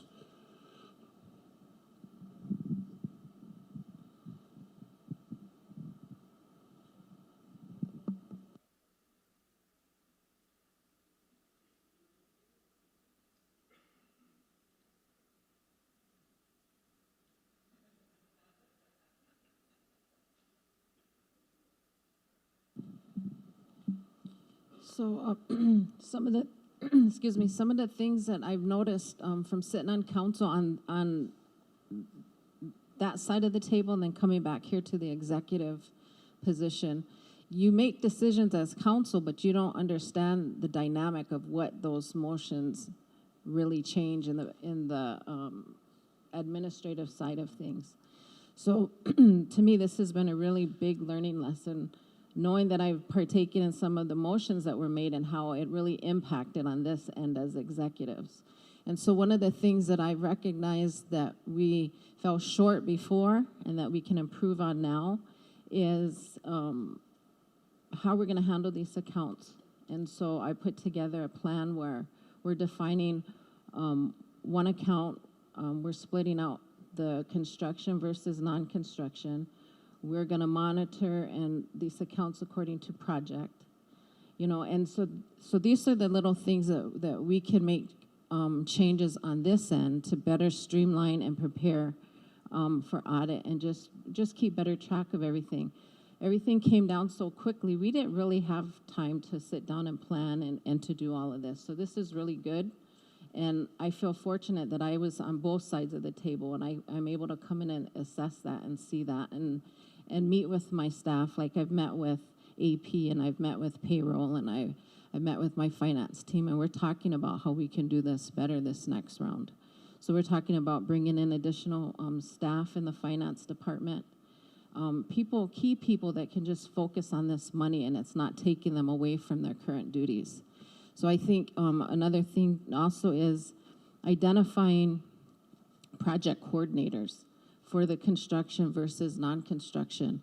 That way they can focus specifically on those duties, and then they report to the executives, and then we, of course, report to council. And so we just streamline that reporting process and the budget and financial reports. There's a streamlined process there, so now everybody is a part of that, and everybody's getting the information readily or routinely every month. Thank you. Thank you, Vice Chair Lady.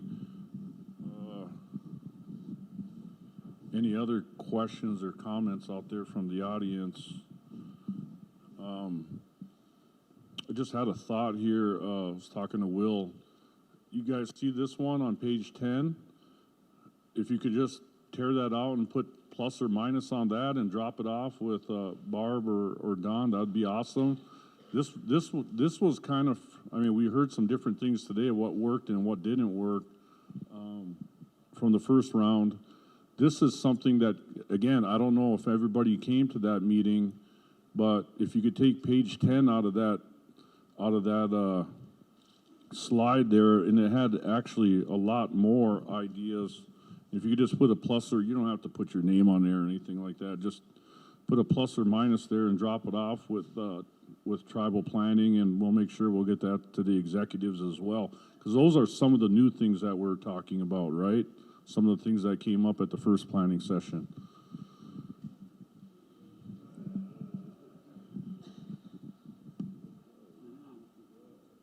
One thing we would like to, we've been talking about small businesses and our businesses, and one thing we would like to see is supporting those tribal members and those tribal businesses as a tribe.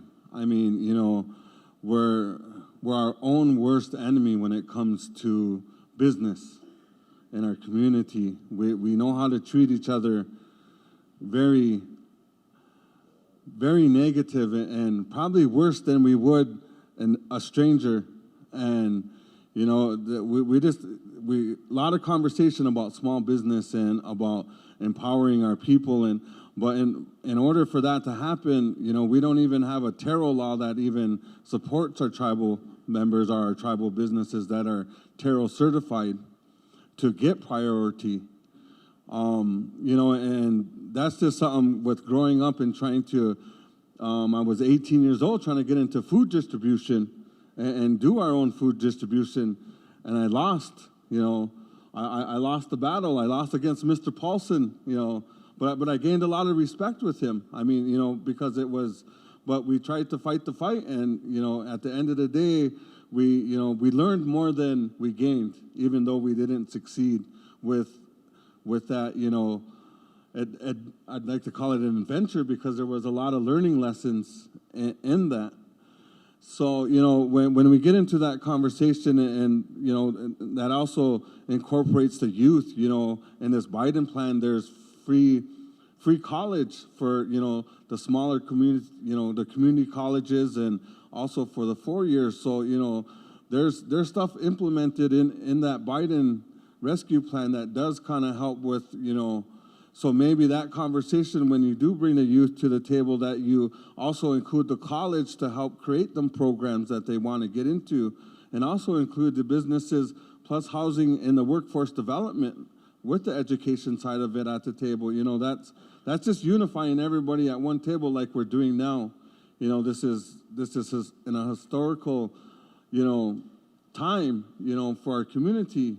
And like I stated earlier, it really brought us together in a good way. I mean, you know, and moving forward, the future looks good. I just wanted to encourage that we support Indian businesses. You know, that's part about growing, you know. They talked about trading, you know, with the food sovereignty. I say sovereignty, my Tammy chopped me up, man. Just let me say that word for 3 months.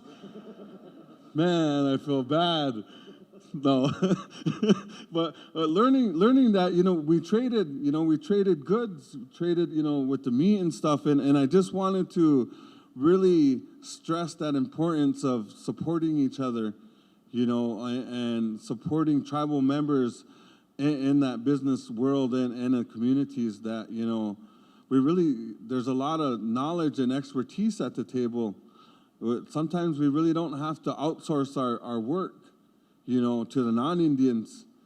You know, a lot of it can be, with enough people at the table, there can be, you know, certain things we're not, you know, are over our head, you know. When we get into the bigger ball games and the bigger picture, we do need that support.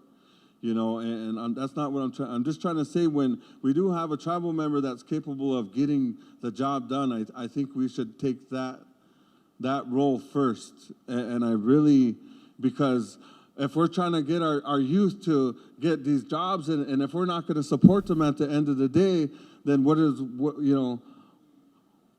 that do for us? You know, I mean.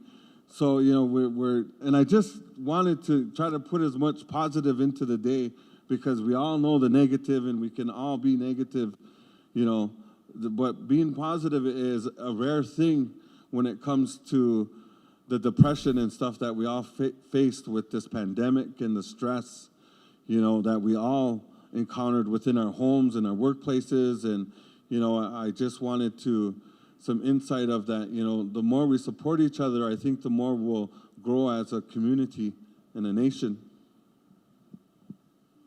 Wopida Tahashi LeBlanc. Yeah, you know, it just kind of came to mind after you said that, Mr. LeBlanc. A month ago, I started a tribal corporation. I guess it's Chapter 80, and I guess there's something going on with that.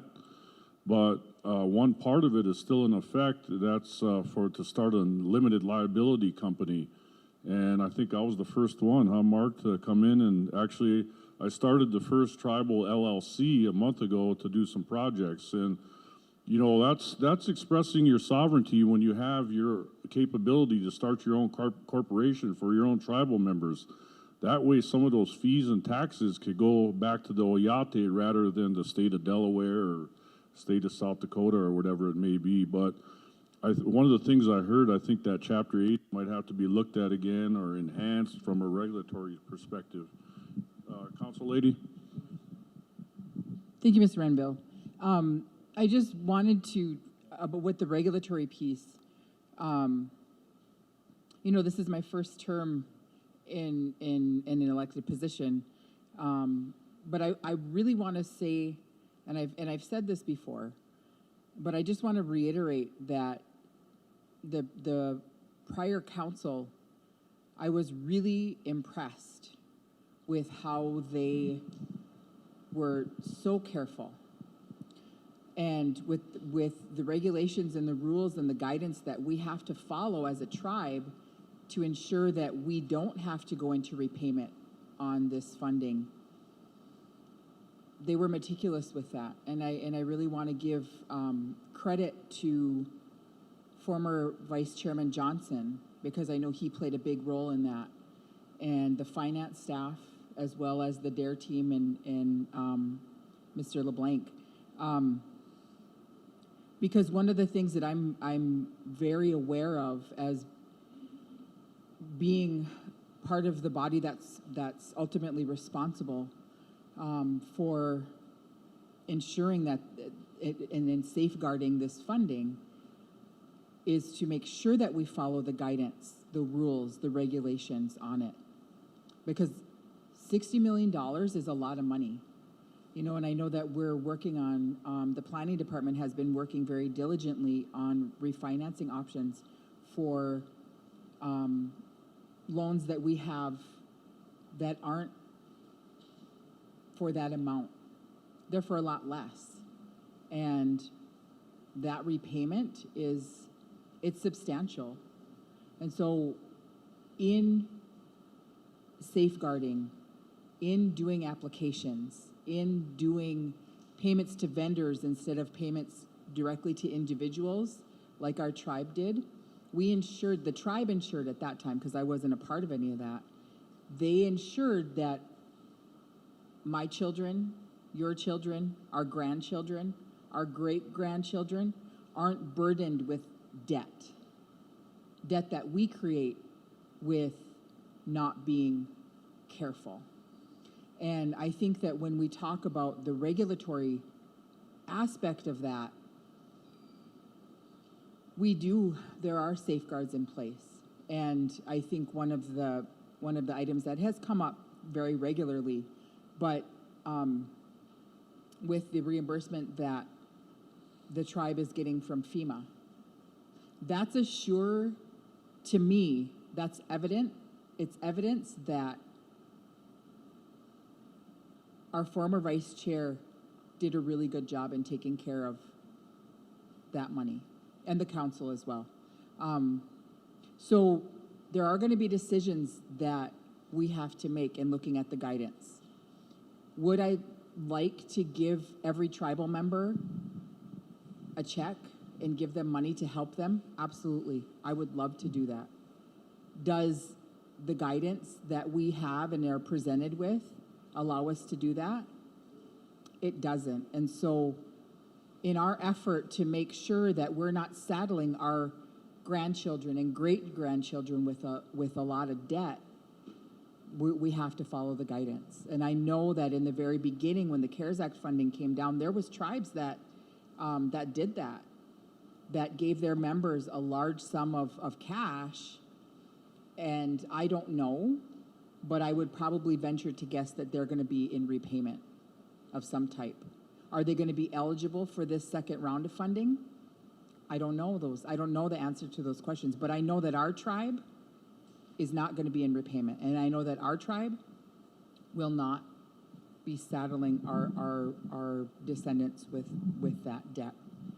I do want to say that we are being so thoughtful, because like Gerald has said several times, you know, like, this is historic. We're not going to see this probably again in our lifetime. And I hope not, because this is a response to something that has been so detrimental to our community, to our people, you know, and I'm just so saddened today, because I know we have 2 more tribal members that are making their journey, and their families, you know, they're in my prayers.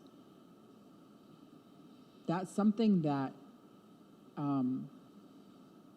that to me is a reason, an even bigger reason, to be as mindful, as responsible, and as careful as we possibly can. I probably I'm older now, so probably for my whole career, I've worked under programs that were funded by the federal government through IHS, through the Department of Education. Even when I was like 20, I worked at the JOM program. I was the manager of the JOM program, and that was that's federally funded through the BIA. So I understand when they want something a certain way, you got to do it that way. And a lot of times those requirements are very stringent, but we have to follow them. And so I just wanted to kind of give a shout out to, you know, the past council, because I know, and now being in this position, you know, I'm always really glad when people call or text and just ask, just ask when they're wondering, because then I have an opportunity to actually address it with them and help them to see, you know, some of the reasoning and some of the thought processes that we go through with this. And so I would encourage people to not only listen to these discussions, but to reach out to your elected leaders as well. We will be, probably by way of the Oyate News or Facebook or some type of social media, as well as maybe in the paper, to be putting information out on this so that people can be informed. I think that one of the things that happens sometimes is that people get afraid, or they feel like things are not being handled fairly. And I know that that comes from, you know, when Mr. Birch talked about communication. You know,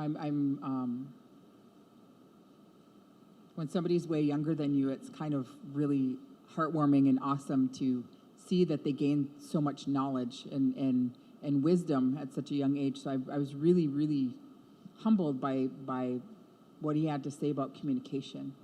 And so I take those words, and I think we need to make sure that we're, as a body, me as an individual representative responsible for the people of Lake Traverse, to make sure that I am informing them. And so I really want to thank you for that, Rick. That was really awesome. But just know that we are not going in this not informed. We're spending a lot of time learning, reading guidance, reading the documents, and researching about just exactly, and then looking at the needs and the best way to move forward to have the biggest, most positive impact that we can on our community. Not just for us today, but for the ones that are still coming behind us. To make that impact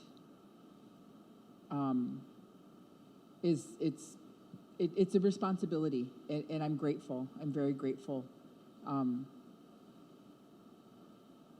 for RPC, the members of RPC, because they're also a part of this, to DCA for kind of giving us that, for basically working together on this. I know that it seems like we have a lot of meetings, we do a lot of talking, but it's really necessary so that we can really gather and move forward in the best way. And so just know that we are very aware of the regulatory, and we had a good blueprint from our past the leaders from last term. So thank you. Thank you, Council Lady Dion and Ms. Dakota. I just had a couple things to follow up on what Sunny and Crystal said about economic development. One of the things we could be doing is setting up a business incubator program. And so in that program is where you would assist them with things like bookkeeping and going to the bank and, you know, that sort of stuff. Because one of the biggest problems we have with people trying to start a business is they run into trouble with the IRS right away. So if we could figure out how to help people to not do that, it would help people more succeed in starting those small businesses. And then secondly, on the regulatory, I was going to say something, now I forgot. Oh, yeah. Can you make a motion or resolution or something where all future buildings being built with tribal money or grants or federal money all include at least a partial solar power in the project? You know, it's time for us to move forward from how we've been doing it for, you know, ever. And so even if it's just a small piece, you know, at least it will be a small piece. Thank you.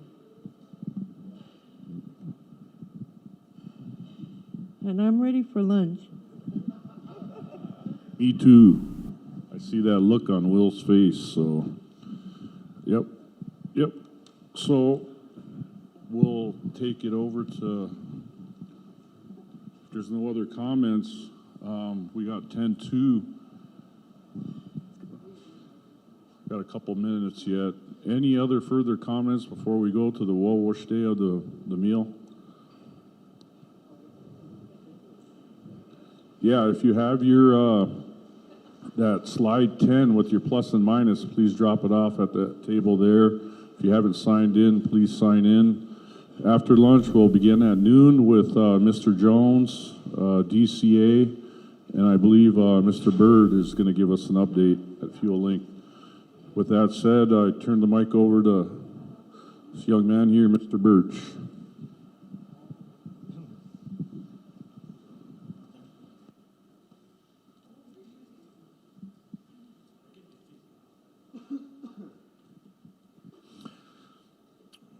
Hatsukashira wakantaka.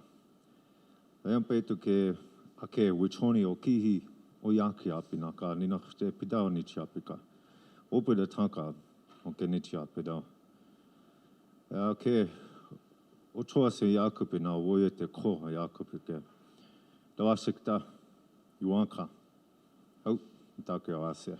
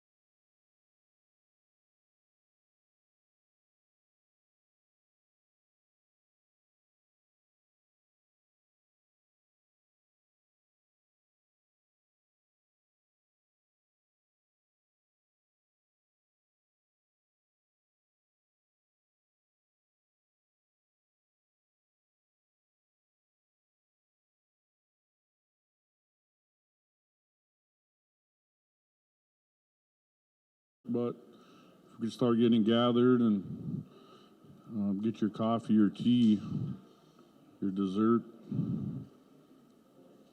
We'll begin here in 2 minutes. This afternoon's agenda, we have Mr. Bruce Jones, and immediately after that, we made a decision yesterday that we'd let DCA have the floor as soon as Mr. Jones is done with his presentation. So I'm guessing within probably 30 minutes or so, we could have DCA make their comments to the crowd here and the rest of the leadership.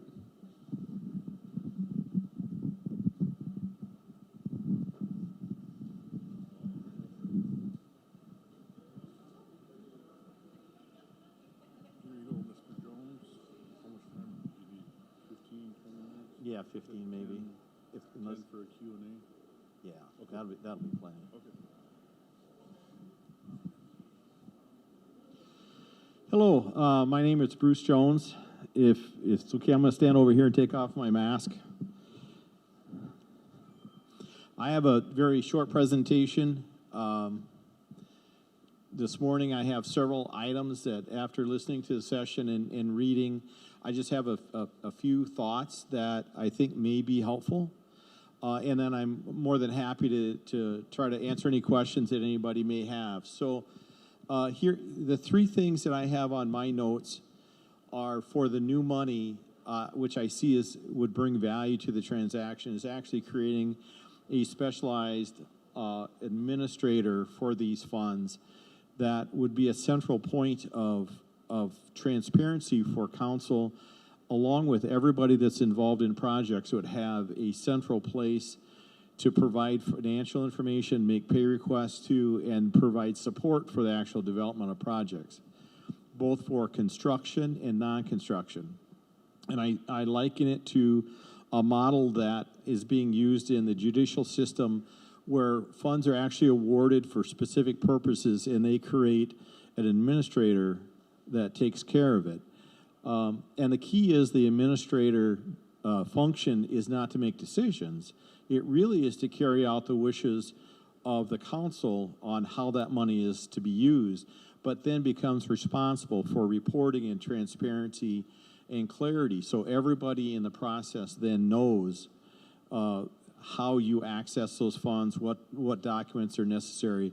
And at the end, it turns into a compliance method that then you can create reports and you can also fulfill auditing requirements. And so I think that model of creating a specialized office to administer the funds makes sense to me.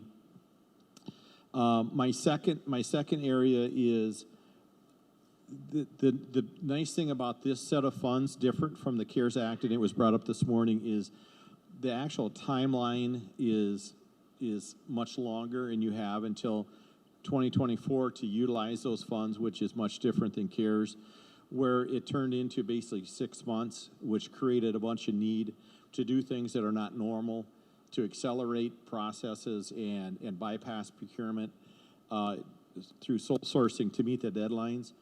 In this funding cycle, that isn't necessary. I think there's adequate time to do your planning, to do your project design, to go into procurement and meet the final deadline. So I think that's actually a good thing, and I think this would be much more difficult to do with that time constraint in place. So that's a great thing that they've allowed that to extend out, and I think it makes, from a transparency standpoint, it makes it easier to track the projects and the funding, and at the end you have an accounting of what you were really looking at. And the third item, and it was brought up several times this morning, is leveraging. How do you bring in additional dollars over and above these new funds to have a bigger impact? And I just want to use an example of a project that I'm currently working on with planning, is basically the water and sewer infrastructure for Agency Village. And there are resources out there to provide improvements to the existing system, to expand the capacity and to upgrade it. And by utilizing those outside funds, it takes pressure off needing to use any new money for infrastructure, along with the fact that there's another infrastructure bill coming, depending on the size and the scope and the requirements. But it's really that mindset of how do you take $50 million and turn it into $100 million or $150 million, and putting in a structure into place as people develop projects that encourages and allows them to maximize leveraging of those resources. And I think if you do that in that way, there are going to be a lot of federal resources and out there that are going to support projects. And so it really, and that does take time and it does take effort. And I think the time is there to do that. And it really is basically project development. And so those are the three areas, and I think the last two were mentioned several times this morning. But to me, the office of administrator would have a lot of value in this kind of a setting, and I'd be open to any questions on those topics or any other topics that you have. Angie?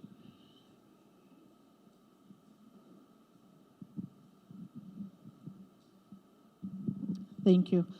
Just a couple of questions, Bruce. On the water and sewer infrastructure for old agency, is that coming out, any of the funds being supported by these relief funds coming out down now?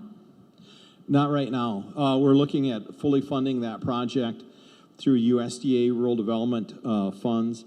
There is a match requirement for one of their programs. It's a 1780 program of 25%. And I think you could actually use these funds to cover that 25% match requirement. So there's a potential to basically take 25% match and get 75% grant from USDA rural development, which is gonna leverage those resources. USDA will also provide a loan, and that could be paid off over the next 40 years, but that match is available in their program.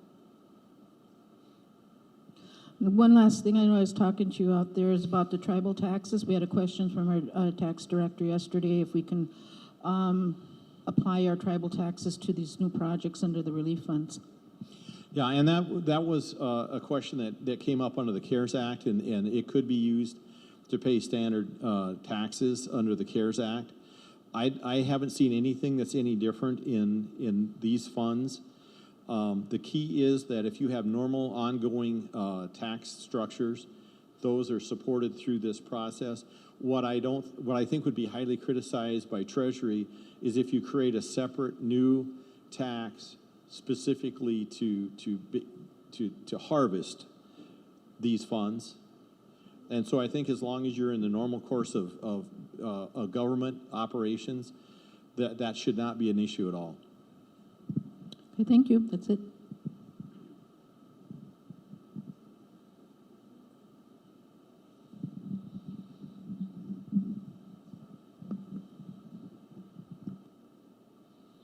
Any other questions on the floor for Mr. Jones?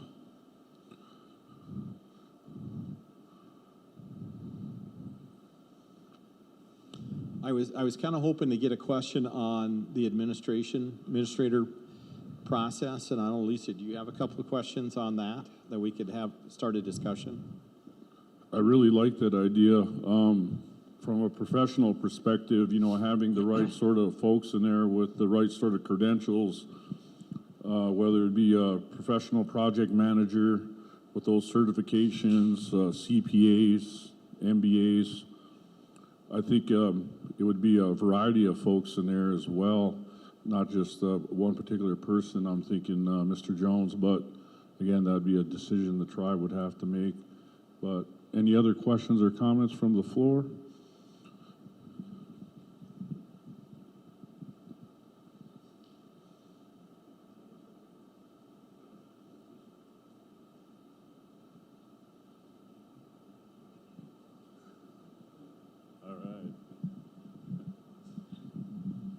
Do you know if anyone has compiled a list of the increases in other funding available to tribes?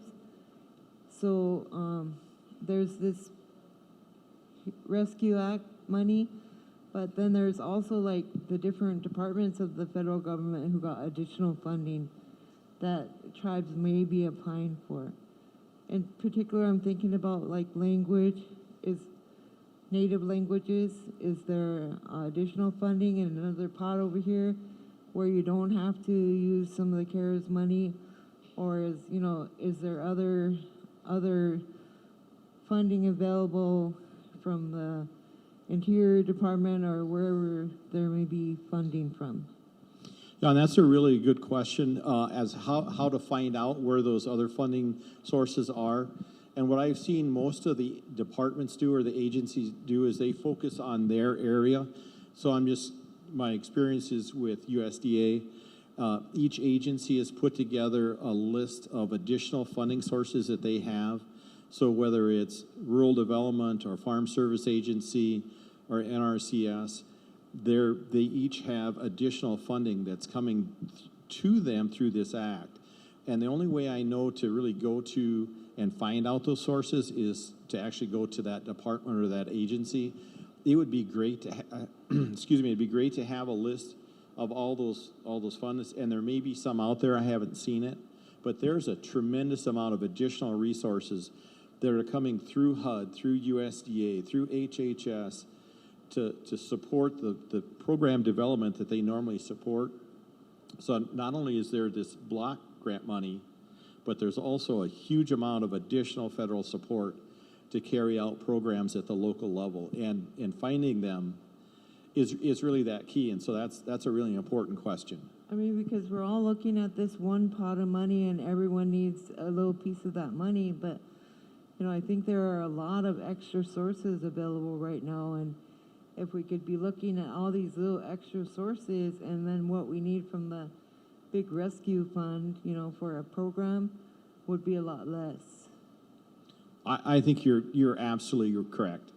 And I just want to give an example of that. Right now, USDA Rural Development has a community facility program that helps a lot of nonprofits and governmental entities that like schools and daycares and anything that's really governmental organization.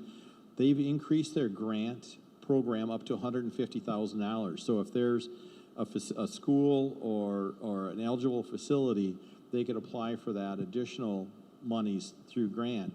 That's never been that high. Yeah. And so that's just an example of it's out there. It's just a matter of finding that source and then figuring out how it fits into your plan. So that's a great comment. Okay, so do you have any money for food sovereignty? Well, actually, it's food sovereignty is a really interesting topic, and I actually work with Pine Ridge on a food sovereignty project through their Promise Zone 5 years ago. And NRCS has a really good program. It's called EQIP that provides grants to build high tunnels. And that, as long as it's part of an overall strategy in trying to increase food production and economic impact. And so we actually got NRCS in South Dakota to set aside $350,000 of grant money for Pine Ridge for individuals and their local college, which is a land grant, and this college is a land grant college, to put up high tunnels. So there's avenues out there, and NRCS through USDA is a really good avenue. Okay. You want this?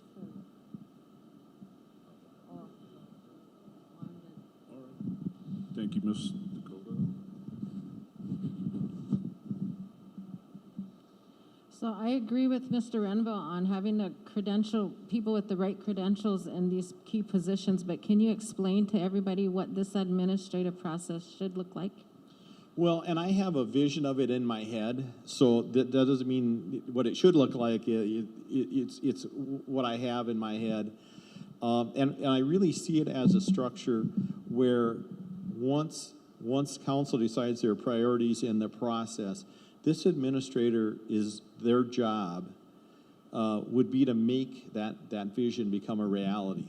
And it has to be able to work within the relationship between council and the funding.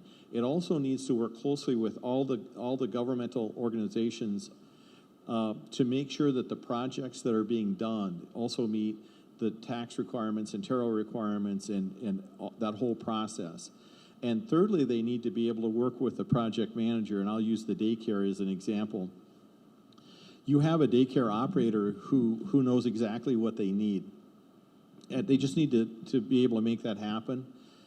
And this office has to be able to work with that daycare manager to make sure that not only does the daycare leverage the max amount of resources that they can, but also the product that's getting built fits the needs that they have. So it has to work with everybody in that process, but it has to be the central point where you can't go around it and you can't go over it. You have to actually work as a team to make it work. And I think you're going to need to be able to have not only bookkeeping ability, you're going to need project development skill. You're going to need to understand the right questions to ask so that there's not something left that should have been addressed. And you also have to have, I believe, a level of trust of everybody within the process, because if it becomes an issue of you're the gatekeeper and you're playing favorites and you're, it will never function as it should. So I think there's certainly a high level of skill that's needed, but there's also a trust factor that if it's lost, the system will break down. So certainly project administration, accounting, bookkeeping, and communication skills, because it has to be transparent. And if nobody knows what's happening, that's not transparency, and that becomes a real risk. And the risk to this process really is if the money's not spent correctly and not documented correctly, the risk is to the tribe. And this is how you mitigate that risk, is through transparency and being able to create a record. So if anybody, which they will, ask what happened, here's exactly what happened, and here's how it fits into the regulations that come with this. Even though there's less regulation than CARES, there's still regulation.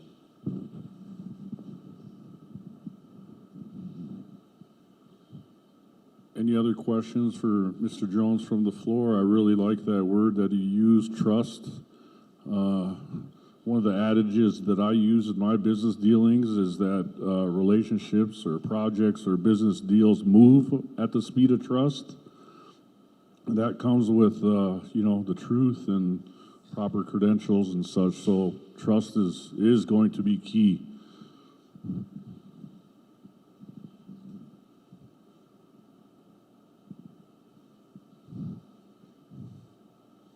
Anybody else for Mr. Jones? Now is the time while he's here.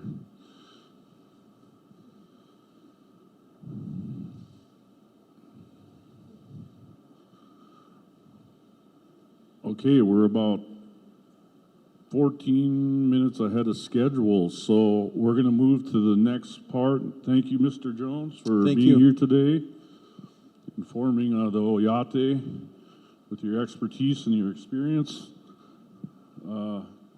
Safe travels. I don't know if you shake hands, but we'll do that. So we'll move on to the next part of our agenda here. And I was informed, and I didn't think about it yesterday, but I guess these meetings were here because of council last week, and there was a request that we have something like this to talk about various concerns that are coming up with the old CARES Act money yet, and then various concerns from the leadership at DCA.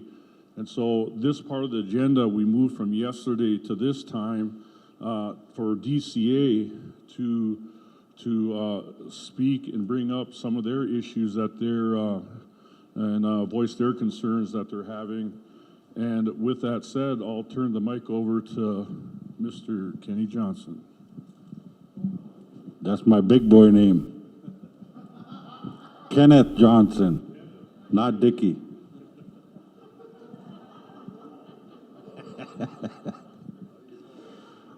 The Thunder.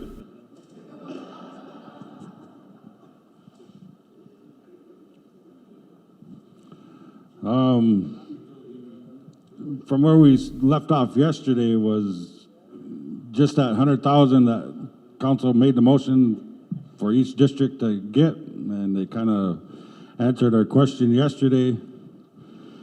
And then here's a few from Veblen's DCA members is new generators for the district centers, upgrade the heating and cooling, air conditioning and central air units for individual homes, then assistance to our members, help with rent, heating, electrical, food, Wi-Fi, and that's just a few. So, and knowing that, I don't know, I feel that knowing that now the information that I got yesterday and today, you know, I'm going to take that back to my district and share that information so we have more ideas and more, and we're still in a pandemic.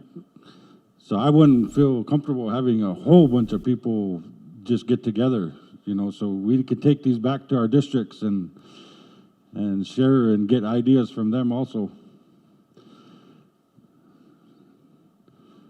I know Crystal wants the mic. Rolly.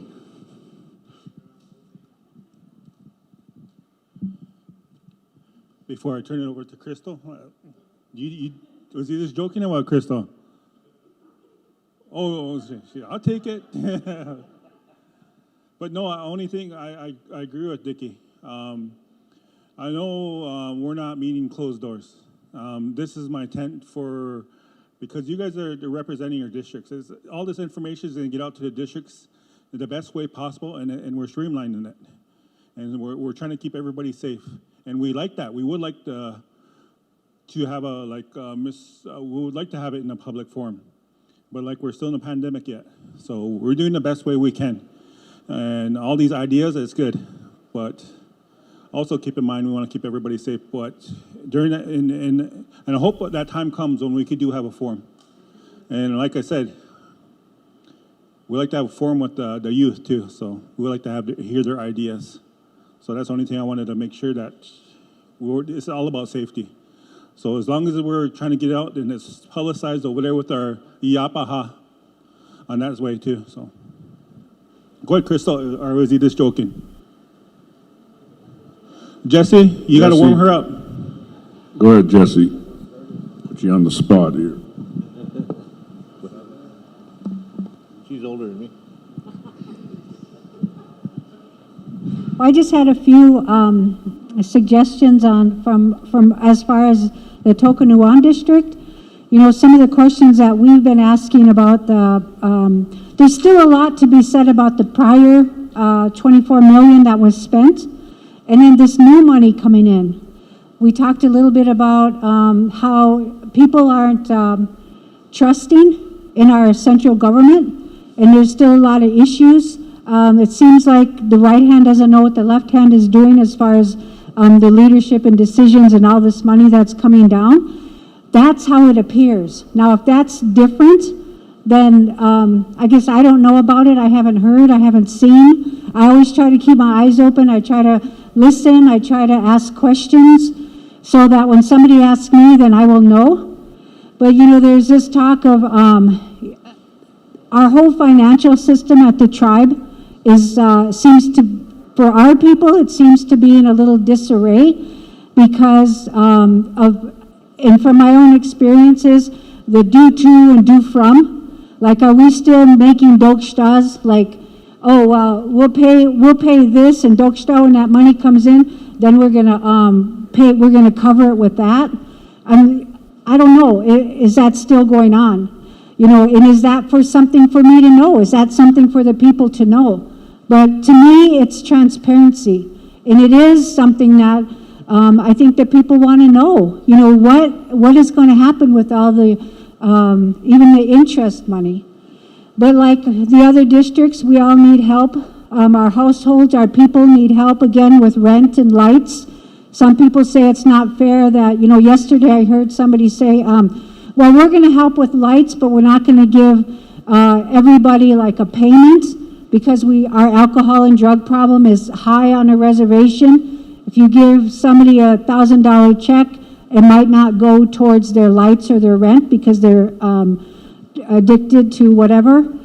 So that's something I guess that leadership has to take into consideration, which causes a little hard feelings on behalf of the members who are not addicted to alcohol or drugs or whatever the addiction might be. So it's just a conversation, something to think about.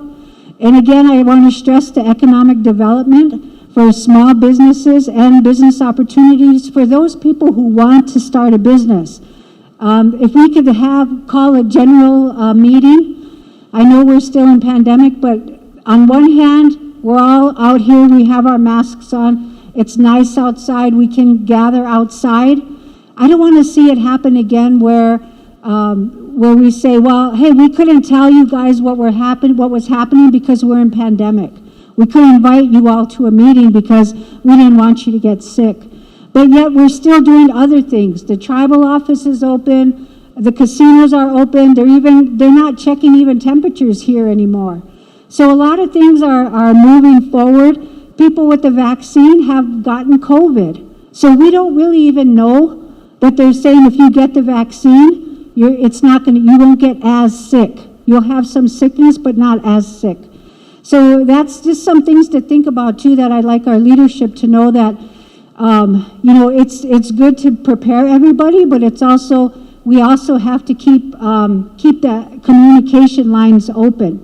Now, just as DCA on this when we were waiting for enemy swim, we still didn't get our equipment, but that's not on the tribe, that's on, the guys got it and then it was broken or something, so they had to send it back.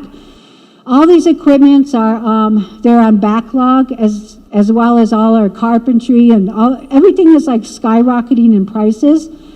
But we still haven't gotten our equipment for our kitchen, so we're still waiting for that. We feel like we didn't really get a whole lot of assistance from one of the districts said they waited. They didn't know their computers were in procurement, and nobody told them that they were there. It's like, why didn't you tell me they've been sitting here since December? It's like, oh, I don't know, you should have come in and asked. So yeah, it runs both ways, that communication, but sometimes we just think, well, if you're a program, then you should, give us a call, here's our phone numbers, if there's something going on. But again, maybe people are just too busy for that common courtesy type of calls, I don't know. But our people, again, I said it already, I'll say it one more time, we need a career resource center so that our people can get the help that they need to get back to work, and then find out what those barriers are to working. What's holding our people back? Daycare was one of them. That was a big one. Now we got a new daycare center that they say it could hold 100 children. So if that's true, how can we work that in where it's open maybe 24/7? Maybe it can be open for those who have to work in the evenings. So day labor, maybe our tribe can have some day labor program where people who can work and get paid by the day. Again, the driver's license, helping members with car purchases or car repairs, having some kind of services for that. And again, the roads and the LTUC and Fuel Inc., I've seen how they operate. I've seen their reports, I've heard their complaints when I was in office, and it's huge. We don't really see that full big picture. Like somebody said this morning, we don't want to air our dirty laundry. So we don't want to tell how much you owe to the Fuel Inc. or how much the store owes to Fuel Inc., how much housing is in. Eric talked about housing being in debt this morning, and he didn't want to tell all those things because it makes you look bad. Well, maybe we need to air our dirty laundry and say, okay, lay it all on the table. What is it that we have? Somebody said, our bank. We've got over 100 bank accounts that are in the red in our banking. Why? Is that true or is that a rumor? These are some of the things that are going on around in our community, and they need to be addressed, right? If that's the case, when I was in office for the vice chair for 45 days, they were coming to me, Dakota Crossing, and the guy from the bank called and he said, hey, you're reaching federal, you're breaking federal laws here because this account has been over almost 200,000 in the red for all of these months. You've got to put money in this account. So council had to act and do that. But those things, we shouldn't, with the multi-million dollars that our tribe has, we shouldn't even be facing those types of problems. We need to have accountability in our financial accounting. And this is not just now, this is years. This is probably 10 or 20 years, right, of paying due to and due from, and not ever trying to pay those back. It's just something that I think it needs to be taken care of, and that's part of that whole transparency with our tribe. I'm not saying it's all bad, I'm just saying there are some things that we need so that we can, as districts, as the chairman of my district and as I interact with DCA, these are some of the things that come up. These are some of the frustrations that we have to think about, that we have to answer to our people. Like the $100,000 that hopefully is going to be resolved. Hopefully we can get that money, even though, remember, we didn't ask for it, it was offered to us. And so hopefully that can be resolved and we can do a communication with the elders of our community and tell them, we don't even know. Now we're still saying, oh, it might be 50 or 60 million. Well, figure double what you got last time. So is it going to be 48 million? Nobody even really knows yet. Or if they know, what is it really going to be? Is there going to be anything official on it? And everybody's coming in with their projects. Maybe, I think Jesse had mentioned this yesterday. If you have a project, put it down on a piece of paper like Cliff did and like Mr. Bird here. He put his down. And I told the same thing to LTUC. I said, because they're in need of money. They need equipment. I said, put it all on a piece of paper and hand it into the executives. Then maybe they can look at it and know that you guys are in dire straits. We have to know. I'm sure we all do know. Instead of starting new programs, let's take care of the ones that we already have. And let's make sure that they're good, they're okay. So those are just a few things that I had on my list that I've been thinking, about as far as DCA chairman. Thank you, Ms. Owen. Is there anybody else from DCA that would like to speak that's here? We have to be a little bit careful of disclosing financial information like that. We do have people watching on the webcast here, so I would keep that in mind, please. Raleigh? Yeah, I was just going to mention that mention with that 100K in red or not, and she said, if it's true or not, she didn't say it. And if it is, I'm going to turn the mic over to the vice chair to explain that.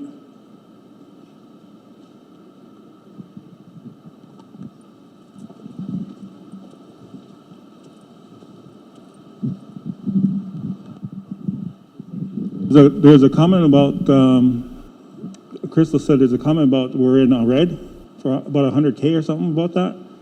Are we? I think what you said, we have over 100 accounts that are in the red, right? That's not true. That's not true.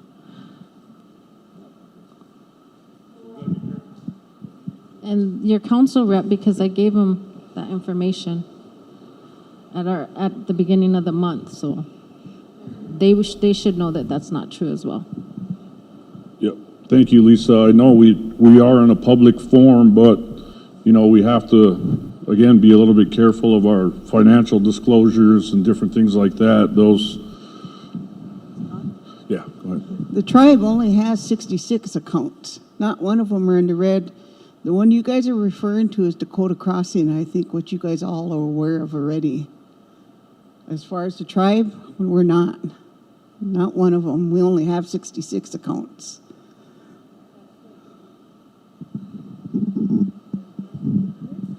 Okay, thank you for the clarification, Jenny and Lisa. I think if there's any more questions along those lines, I think they could be taken offline with our vice chairman. I'm sure her staff is always happy to talk about some of those things.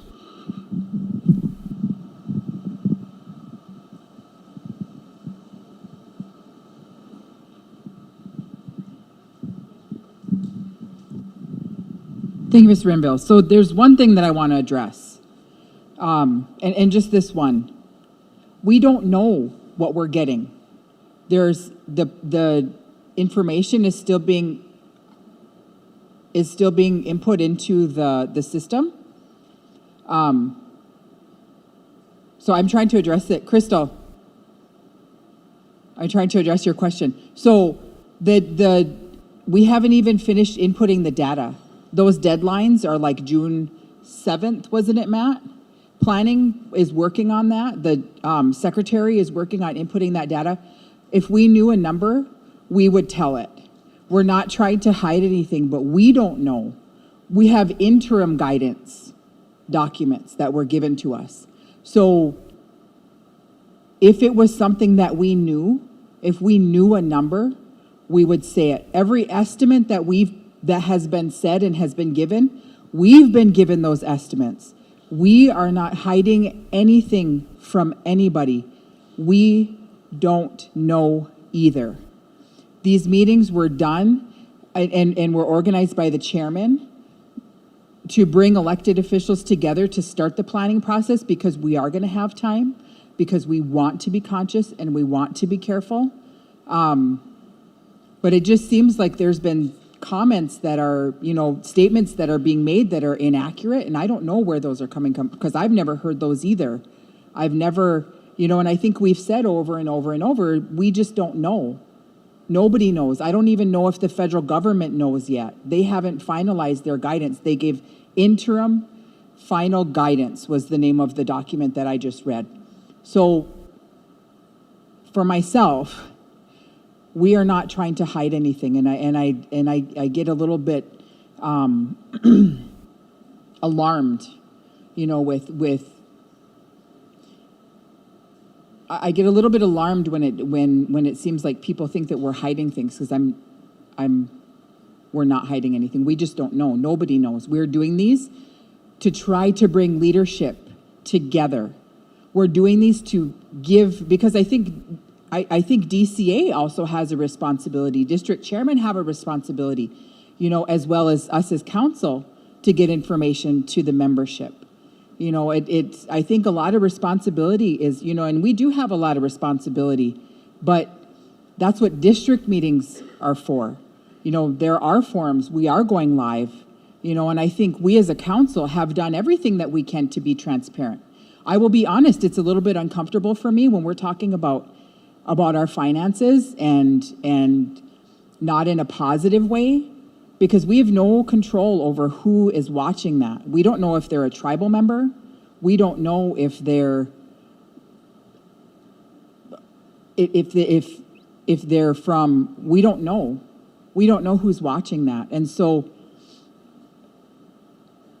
I think for me as a person and as an elected individual, I don't ever want to shed a negative light on our tribe.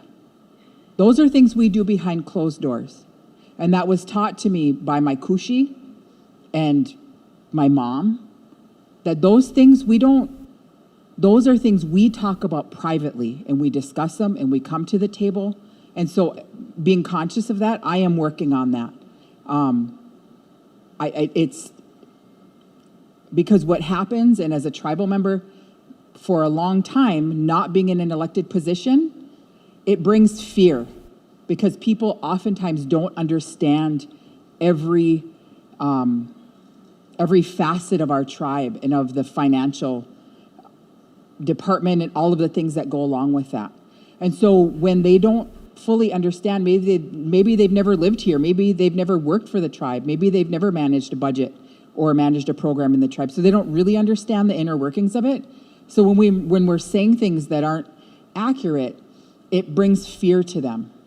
And I would rather bring information to them than put a bunch of accusations on the table and air it out. I mean, that's just me. I don't know how any of the other leadership feels, but those are things that should not be brought publicly. And we have to be careful, because the last thing I would want is for our members to have inaccurate information and then be afraid that the tribe is failing. Our tribe is not just a government, it's a part of our identity, it's a part of who we are. And when we have when there's negative connotations to that, not only does that speak to our government, it speaks to who we are as people. It speaks to our identity. You know, that is who we are first as people, oftentimes, is tribal members. It would behoove us to be as positive about that as possible, understanding that our government and our tribe is a part of our members' identity, and respecting that and working to be correct in what we're telling them. So I just want to say thank you.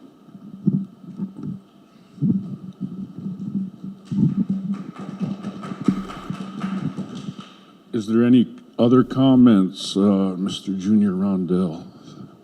Thank you, Council Lady.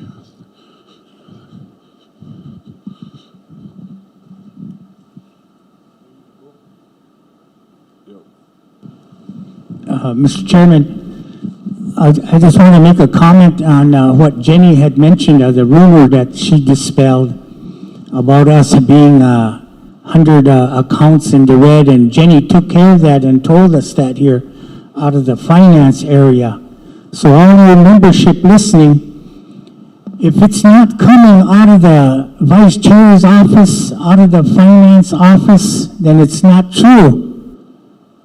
Because what we just heard wasn't true. Jenny took care and fixed that for us. So wherever that information is coming from, that's not true. It's got to come out of the vice chair's office, who has the finance department watching over all those things for us. So I don't know where that came from, but I was glad Jenny was here and took care of that for us. Thank you, Travis. Any other questions or comments?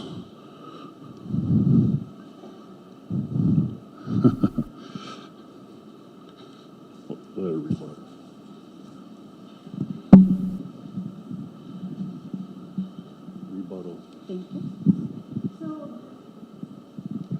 So this is what is called a healthy communication. The thing that we don't have in our community right now is the power for people to ask questions and speak what they want without getting upset. As an elected official, we have to listen to what people have to say.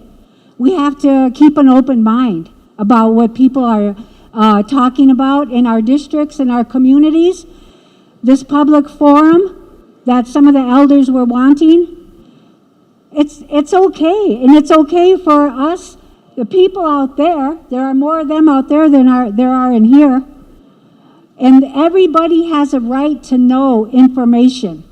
The more we know, the healthier we are going to be as a community, as an Oyate. When we start saying, oh, don't say any of that, don't mention that, don't bring your concerns, that's what happened as a district, from my district. I'm just bringing concerns that people have. And through DCA, this is our way to ask those questions. We're on agenda to ask them, and that's okay. I just want everybody to know that for me, this is the place they ask us, what are your concerns? If you don't want to know what our concerns are, then don't ask. But these are just some of them from my district that people have spoken to me about. So I'm sorry if I stepped on anyone's toes or got anybody upset. This is called building healthy communications and healthy relationships within our Oyate. So, thank you. Thank you, Crystal. If there's no other questions or comments from DCA, is there any questions or comments from RPC?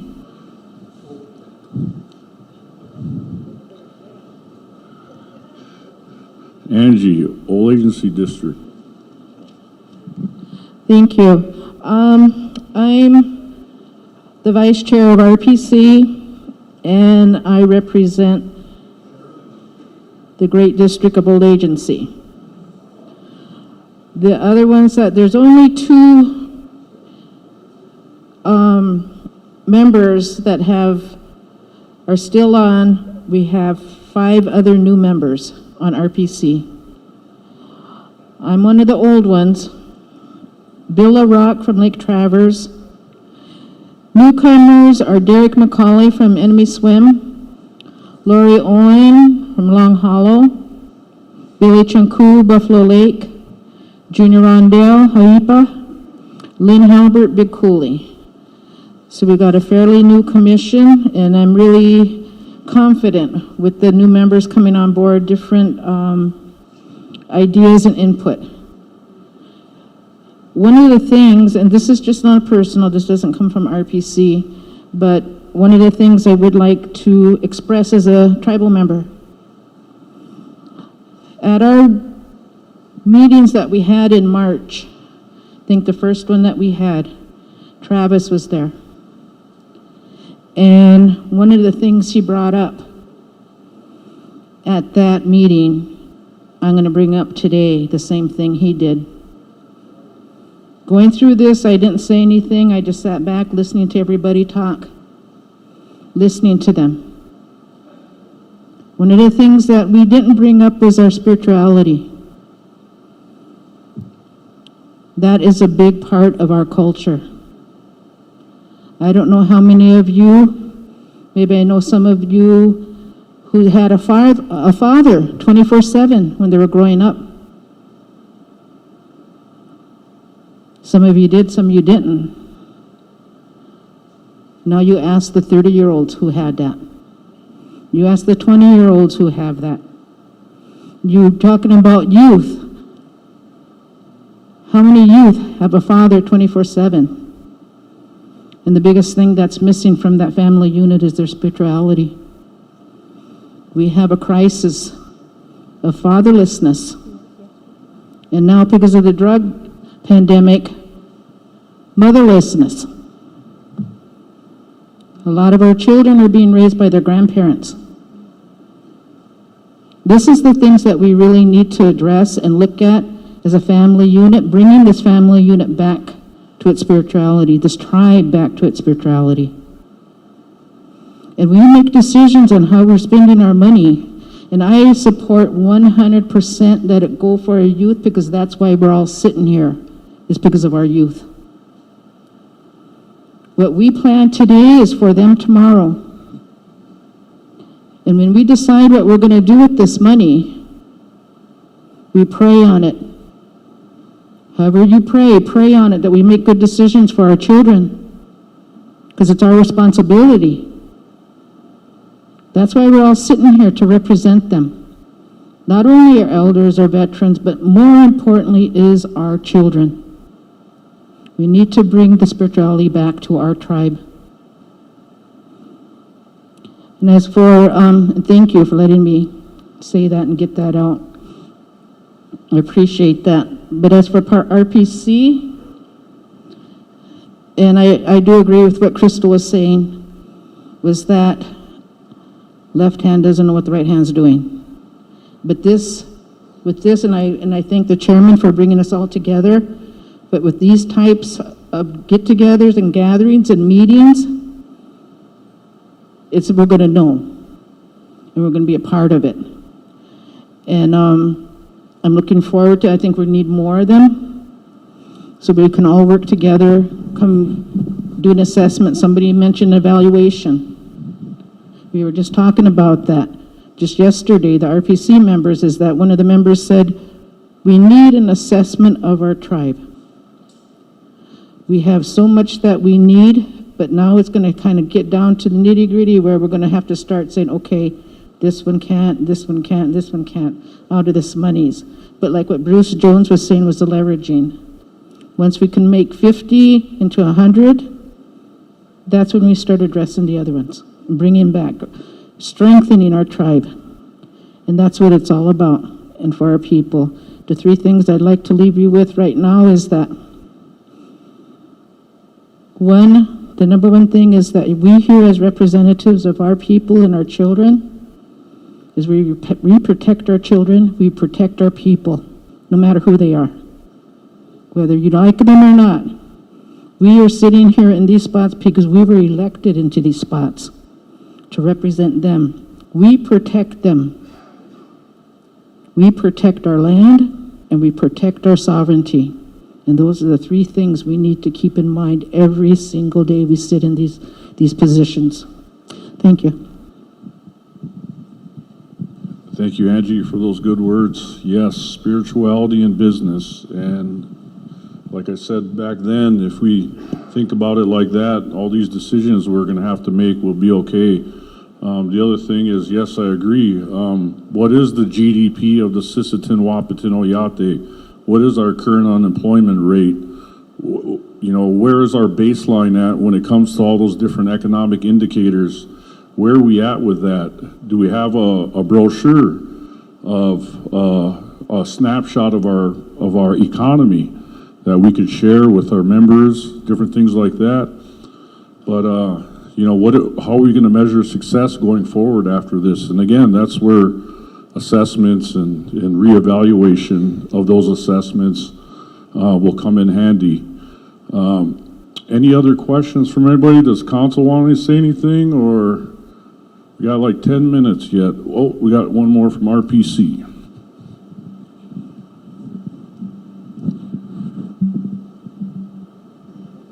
Hi, this is Lori Owen again from Long Hollow District. I represent RPC for our district, but I'm a new member on RPC, and there's a lot of wonderful people that are on there. They're very intelligent. We have a lot of heated discussions, but at the end of our meetings, you know, we can all agree that we want, you know, the best for our Oyate and all our members.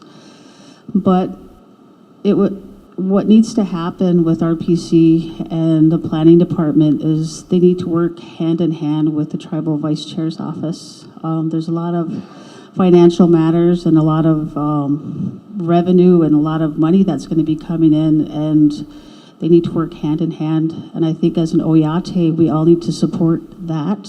Part of our broken hoop and dysfunction as people is that we like to be negative and attack one another and have all this gappy, which needs to be corrected.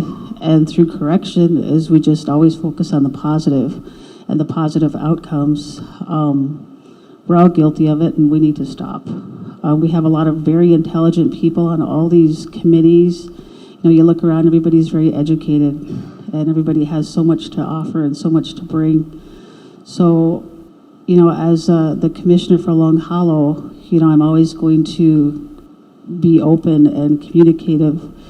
You know, if people have questions about, you know, what our meeting's about or with with RPC, and we've made a lot of motions since we've been there, and you know, and these motions come through pretty fast. And I think I need to slow down too and really evaluate every motion that comes through RPC, and to make sure that all the research is done, that everybody that needs to be communicated to is being communicated to.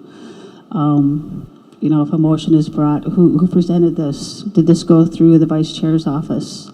We have an amazing vice chairwoman, you know, that's doing so much. And as a Dakota woman, you know, I'm very proud of her. And I'm very proud of Dion as well, you know, from Lake Traverse and Chipsiwana. These are strong Dakota Weas. And without, you know, women in our lives, none of us would be here. So we need to respect them. That's part of mending our broken hoop too, is respecting our women, you know, and all these strong leaders. And, you know, I'm going to stand behind them because they're amazing. And I'm very proud of all of them, and even the ones in the past. I look at Crystal, and she's such a strong voice, you know, representing her district, and that's amazing. And I'm just so honored to be on RPC, and I guess my last comment is we need to all be positive and support one another. And communicate with one another, because at the end of the day, we all have to go home to our families. You know, what are we going to tell our children? You know, and I like what Angie said about culture and tradition. That's a huge, you know, thing in my family. And, just really quick, I have a son that's 17. He started his own business when he was 14. He trademarked his own gaming handle, Clammy Your Toast. And last year, he brought in a revenue of $300, which to him is huge. So it starts at home, too, how you communicate with your children. What do you want them to achieve? We have another example, and I'm going to toot his horn a little bit, is we have a Dakota Studies instructor. He's a very young individual, and he's doing amazing things. So it's all about communicating in your home. Express that positivity. I have nephews that are totally amazing, and I'm a proud auntie. It's all that communication at home. So with that, great things are going to happen to our tribe. Thank you. Thank you for your words, Ms. Owen. So we'll open up the floor to council to close this out, and then Mr. Etancha, chairman, but we have enemy swim, Mr. Dallas Owen. Thank you, Travis. So, name's Dallas Owen, enemy swim representative. And, the last couple days, I've really been thinking, and what Angie said really touched on me because, I hate to be blunt, but I think I'm the youngest one in the room right now. And so, when we're thinking and talking about the future, it really hits home with me. Because when I talk to my brothers, my cousins, and my friends of my age about what can we do to improve the tribe, and what can I do to make it more open for them to participate. Because if they do not participate in our government, unfortunately our government and the tribe will ultimately collapse, because if our younger generation does not get more involved, it's only a matter of time. And so talking with them, they actually have very high hopes right now with how everyone's coming together, how we're working together for this money. And the plan is to think of the future. And that's where I put out the invite for the schools, because if we can't get more schools going for our kids when we have a wait list of at least 250, and then there's individuals who want to go to our own schools from Wabae, Siston, Browns Valley, and Wilmot, that is the future. And I feel like as long as we take a step forward in educating our own, and then furthering that education at our own college, now that I believe is sovereignty. And so I just want everyone to know that when we're moving forward, I believe that one of the biggest parts of sovereignty is that we train, educate, and teach ourselves how to live according to our tradition. And thank you. Thank you, Councilman Owen. Any other comments from council?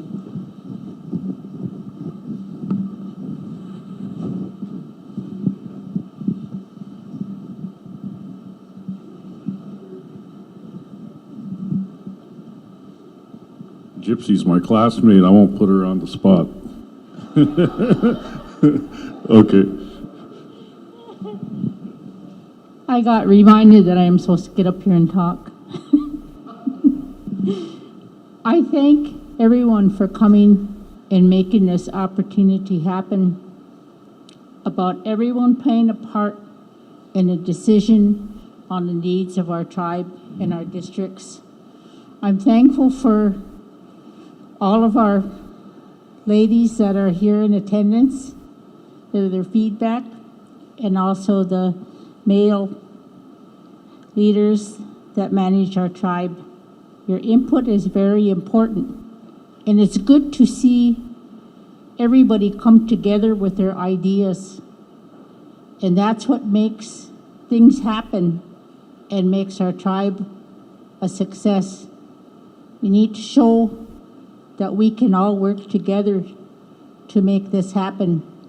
We're at a point in our tribal entities to make things happen and to be on top and compete with the outside world.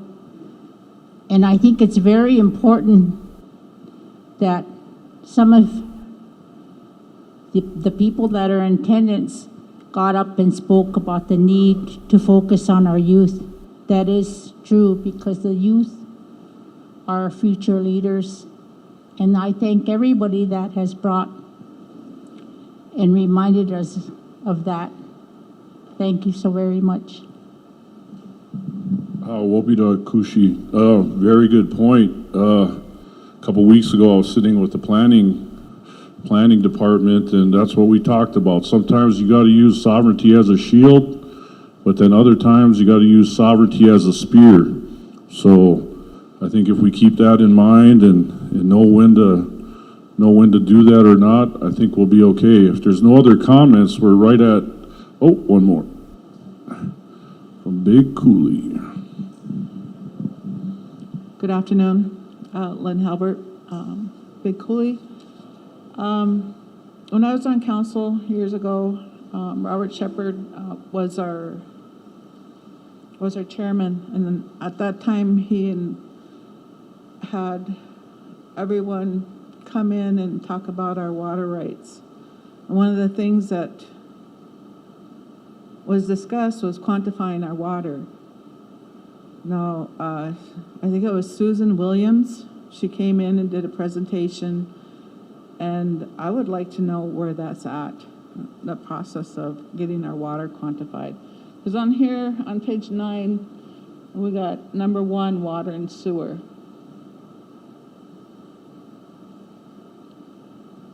And I think we really need to quantify our water so we can do this number 1, our sewer and water.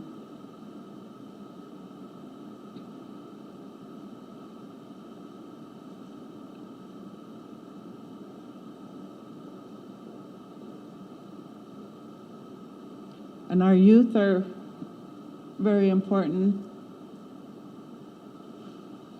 My kids went to Enemy Swim, and they always told me, I wish the school went up to 12th grade. So that my oldest would say that. And she had a hard time in the other schools. She went to Wabe, she didn't feel comfortable there.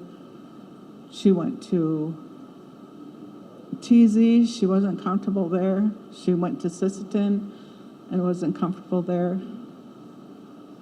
And my youngest daughter, she did the same thing. She went to Wabe, and then she went to Sisseton. 2 of my children did not graduate. And they're struggling to get that GED. But it's hard, the math is hard. And then sometimes I wish that, why do we have to put these penalties on our kids or our adults, our 30-year-olds, that, well, you have to have a GED or a 12th grade education to work here. No other business around Sisseton, like Woodland or the Goose Factory, Schultz, they don't require them to have GEDs or high school graduation or high school diploma. So sometimes I think, well, we're hurting our own children, we're hurting those that weren't able to graduate or get their GED. They can't provide for their children. They can't provide for their grandchildren.